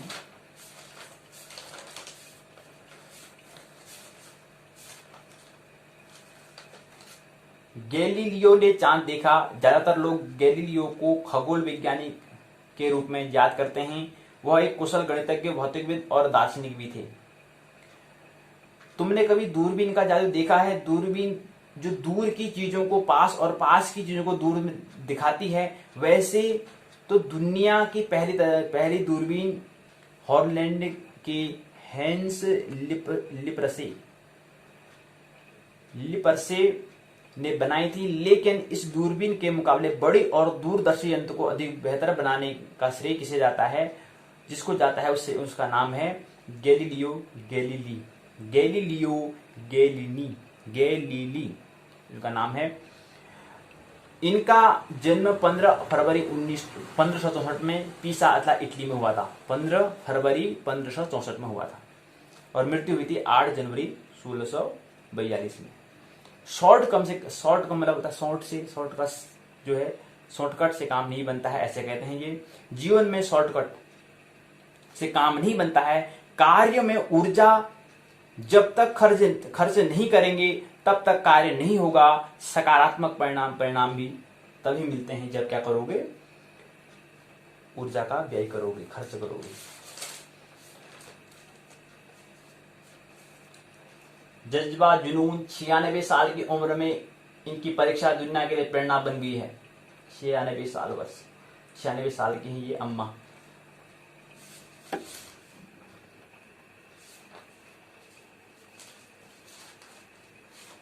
एक आता है नोबेल प्राइज, और भी बहुत सारी बातें हैं, एक बात सुन लेते हैं। पृथ्वी क्या है? करीब गोलाकार है। बनावट चपटाकार गोलाकार की बनावट है। ये गोलाकार नुमा है, लेकिन पृथ्वी की परिक्रमा भूमध्य रेखा को भुला देती है। इसका यह अर्थ है कि इसके ध्रुवों के बीच दूरी पृथ्वी के विषुवत वृत्त के व्यास से भी 47 किलोमीटर कम है। 70% पृथ्वी पर जल है। पृथ्वी 70% सतह जल से भरी हुई है। 30% उठी ठोस जमीन है, अर्थात मैदान, पठार इत्यादि हैं। पृथ्वी अधिकतर लोहा, ऑक्सीजन, सिलिकॉन, जिसमें 32% लोहा होता है, ऑक्सीजन 30 के करीब 30.1%, सिलिकॉन 1.5%, मैग्नीशियम 13.9% होता है। पृथ्वी का भूपृष्ठ ऑक्सीजन से बना है। 88% लोहा पृथ्वी के कोर में स्थित है। पृथ्वी का वायुमंडल 10,000 किलोमीटर तक बड़ा है। वायुमंडल 10,000 किलोमीटर तक बड़ा है। पृथ्वी से 50 किलोमीटर तक वायुमंडल घना है। वायुमंडल की बाहरी परत, जिसे हम एग्जोस्फीयर कहते हैं, यह पृथ्वी की सतह से 500 किलोमीटर ऊपर शुरू होता है। इस बिंदु पर मुक्त चलने वाली वस्तुएं पृथ्वी के ग्रेविटी, गुरुत्वाकर्षण, आकर्षण बल के खिंचाव से बच जाते हैं। सूर्य के सौर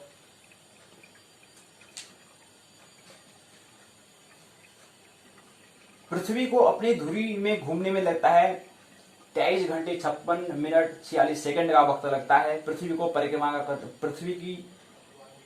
पृथ्वी जो है परिक्रमण जो करती है वह है 365, जो इसका एक वर्ष का वक्त है 365.6 दिन, 365.6 दिन का वक्त लगता है। 300 मिलियन 300 खरब पूर्व पृथ्वी के भूखंडों का नाम, पृथ्वी के भूखंड प्रति वर्ष, पृथ्वी की ग्रेविटी का खिंचाव इत्यादि बातों को पृथ्वी के बारे में हम समझते हैं।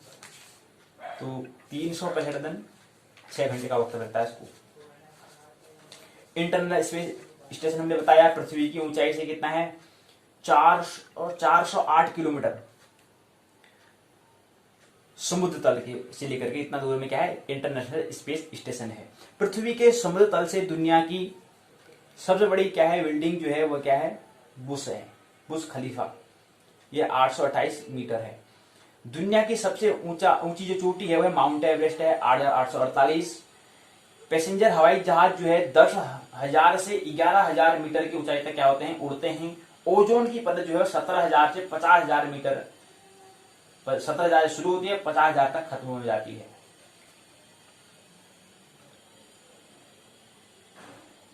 ओजोन 1,00,000 मीटर पृथ्वी से 100 किलोमीटर दूर क्या है, धरती का 95% वातावरण क्या है, समाप्त हो जाता है। आकाश की शुरुआत 100 किलोमीटर दूरी से होती है, आकाश की, अंतरिक्ष की शुरुआत होती है।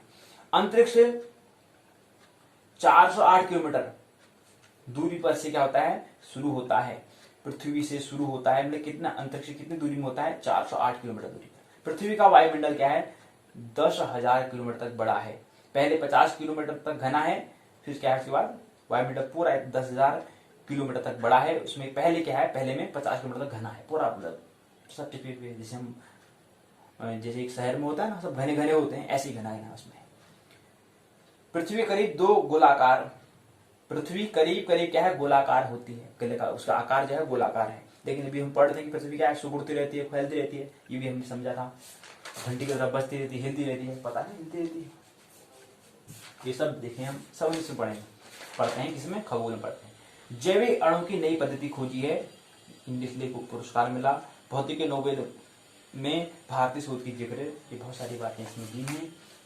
सपने से सच तक, निकोला ने बचपन में सपना देखा था कि वो नियांग्रामा फॉल की गतिज ऊर्जा को बिजली में बदल देंगे। निकोला टेस्ला के बारे में आप जानते हैं। बिजली रहती है तो घर पर टीवी देख पाते हैं, एसी की ठंडी ठंडी हवा खाते हो। जरा सोचो, बिजली नहीं होती तो क्या तुम ये सारा काम कर पाते? लाइट के बिना हम हर काम ठप पड़ जाते हैं। लेकिन निकोला टेस्ला नाम के एक व्यक्ति ने ऐसा चमत्कार कर दिखाया जिससे पूरी दुनिया रोशन उठी। निकोला का जन्म क्या हुआ है, इसका क्या, इसके बारे में वक्तव्य है। जन्म हुआ है 10 जुलाई 1856 में, मृत्यु 7 जनवरी 1943 में उनका हुआ है। गुस्सा किया तो हार तुम्हारी होगी। उत्तराखंड में मौसम की सटीक भविष्यवाणी नहीं हो पाती है, जो सिस्टम है वो सटीक भविष्यवाणी नहीं हो पाती है, उसमें विकास करना है। अंतरिक्ष में मानव भेजने की दिशा में भारत का एक और कदम। एक तारा न जाने कहां छुप गया, इसके बारे में आपने पढ़ा होगा।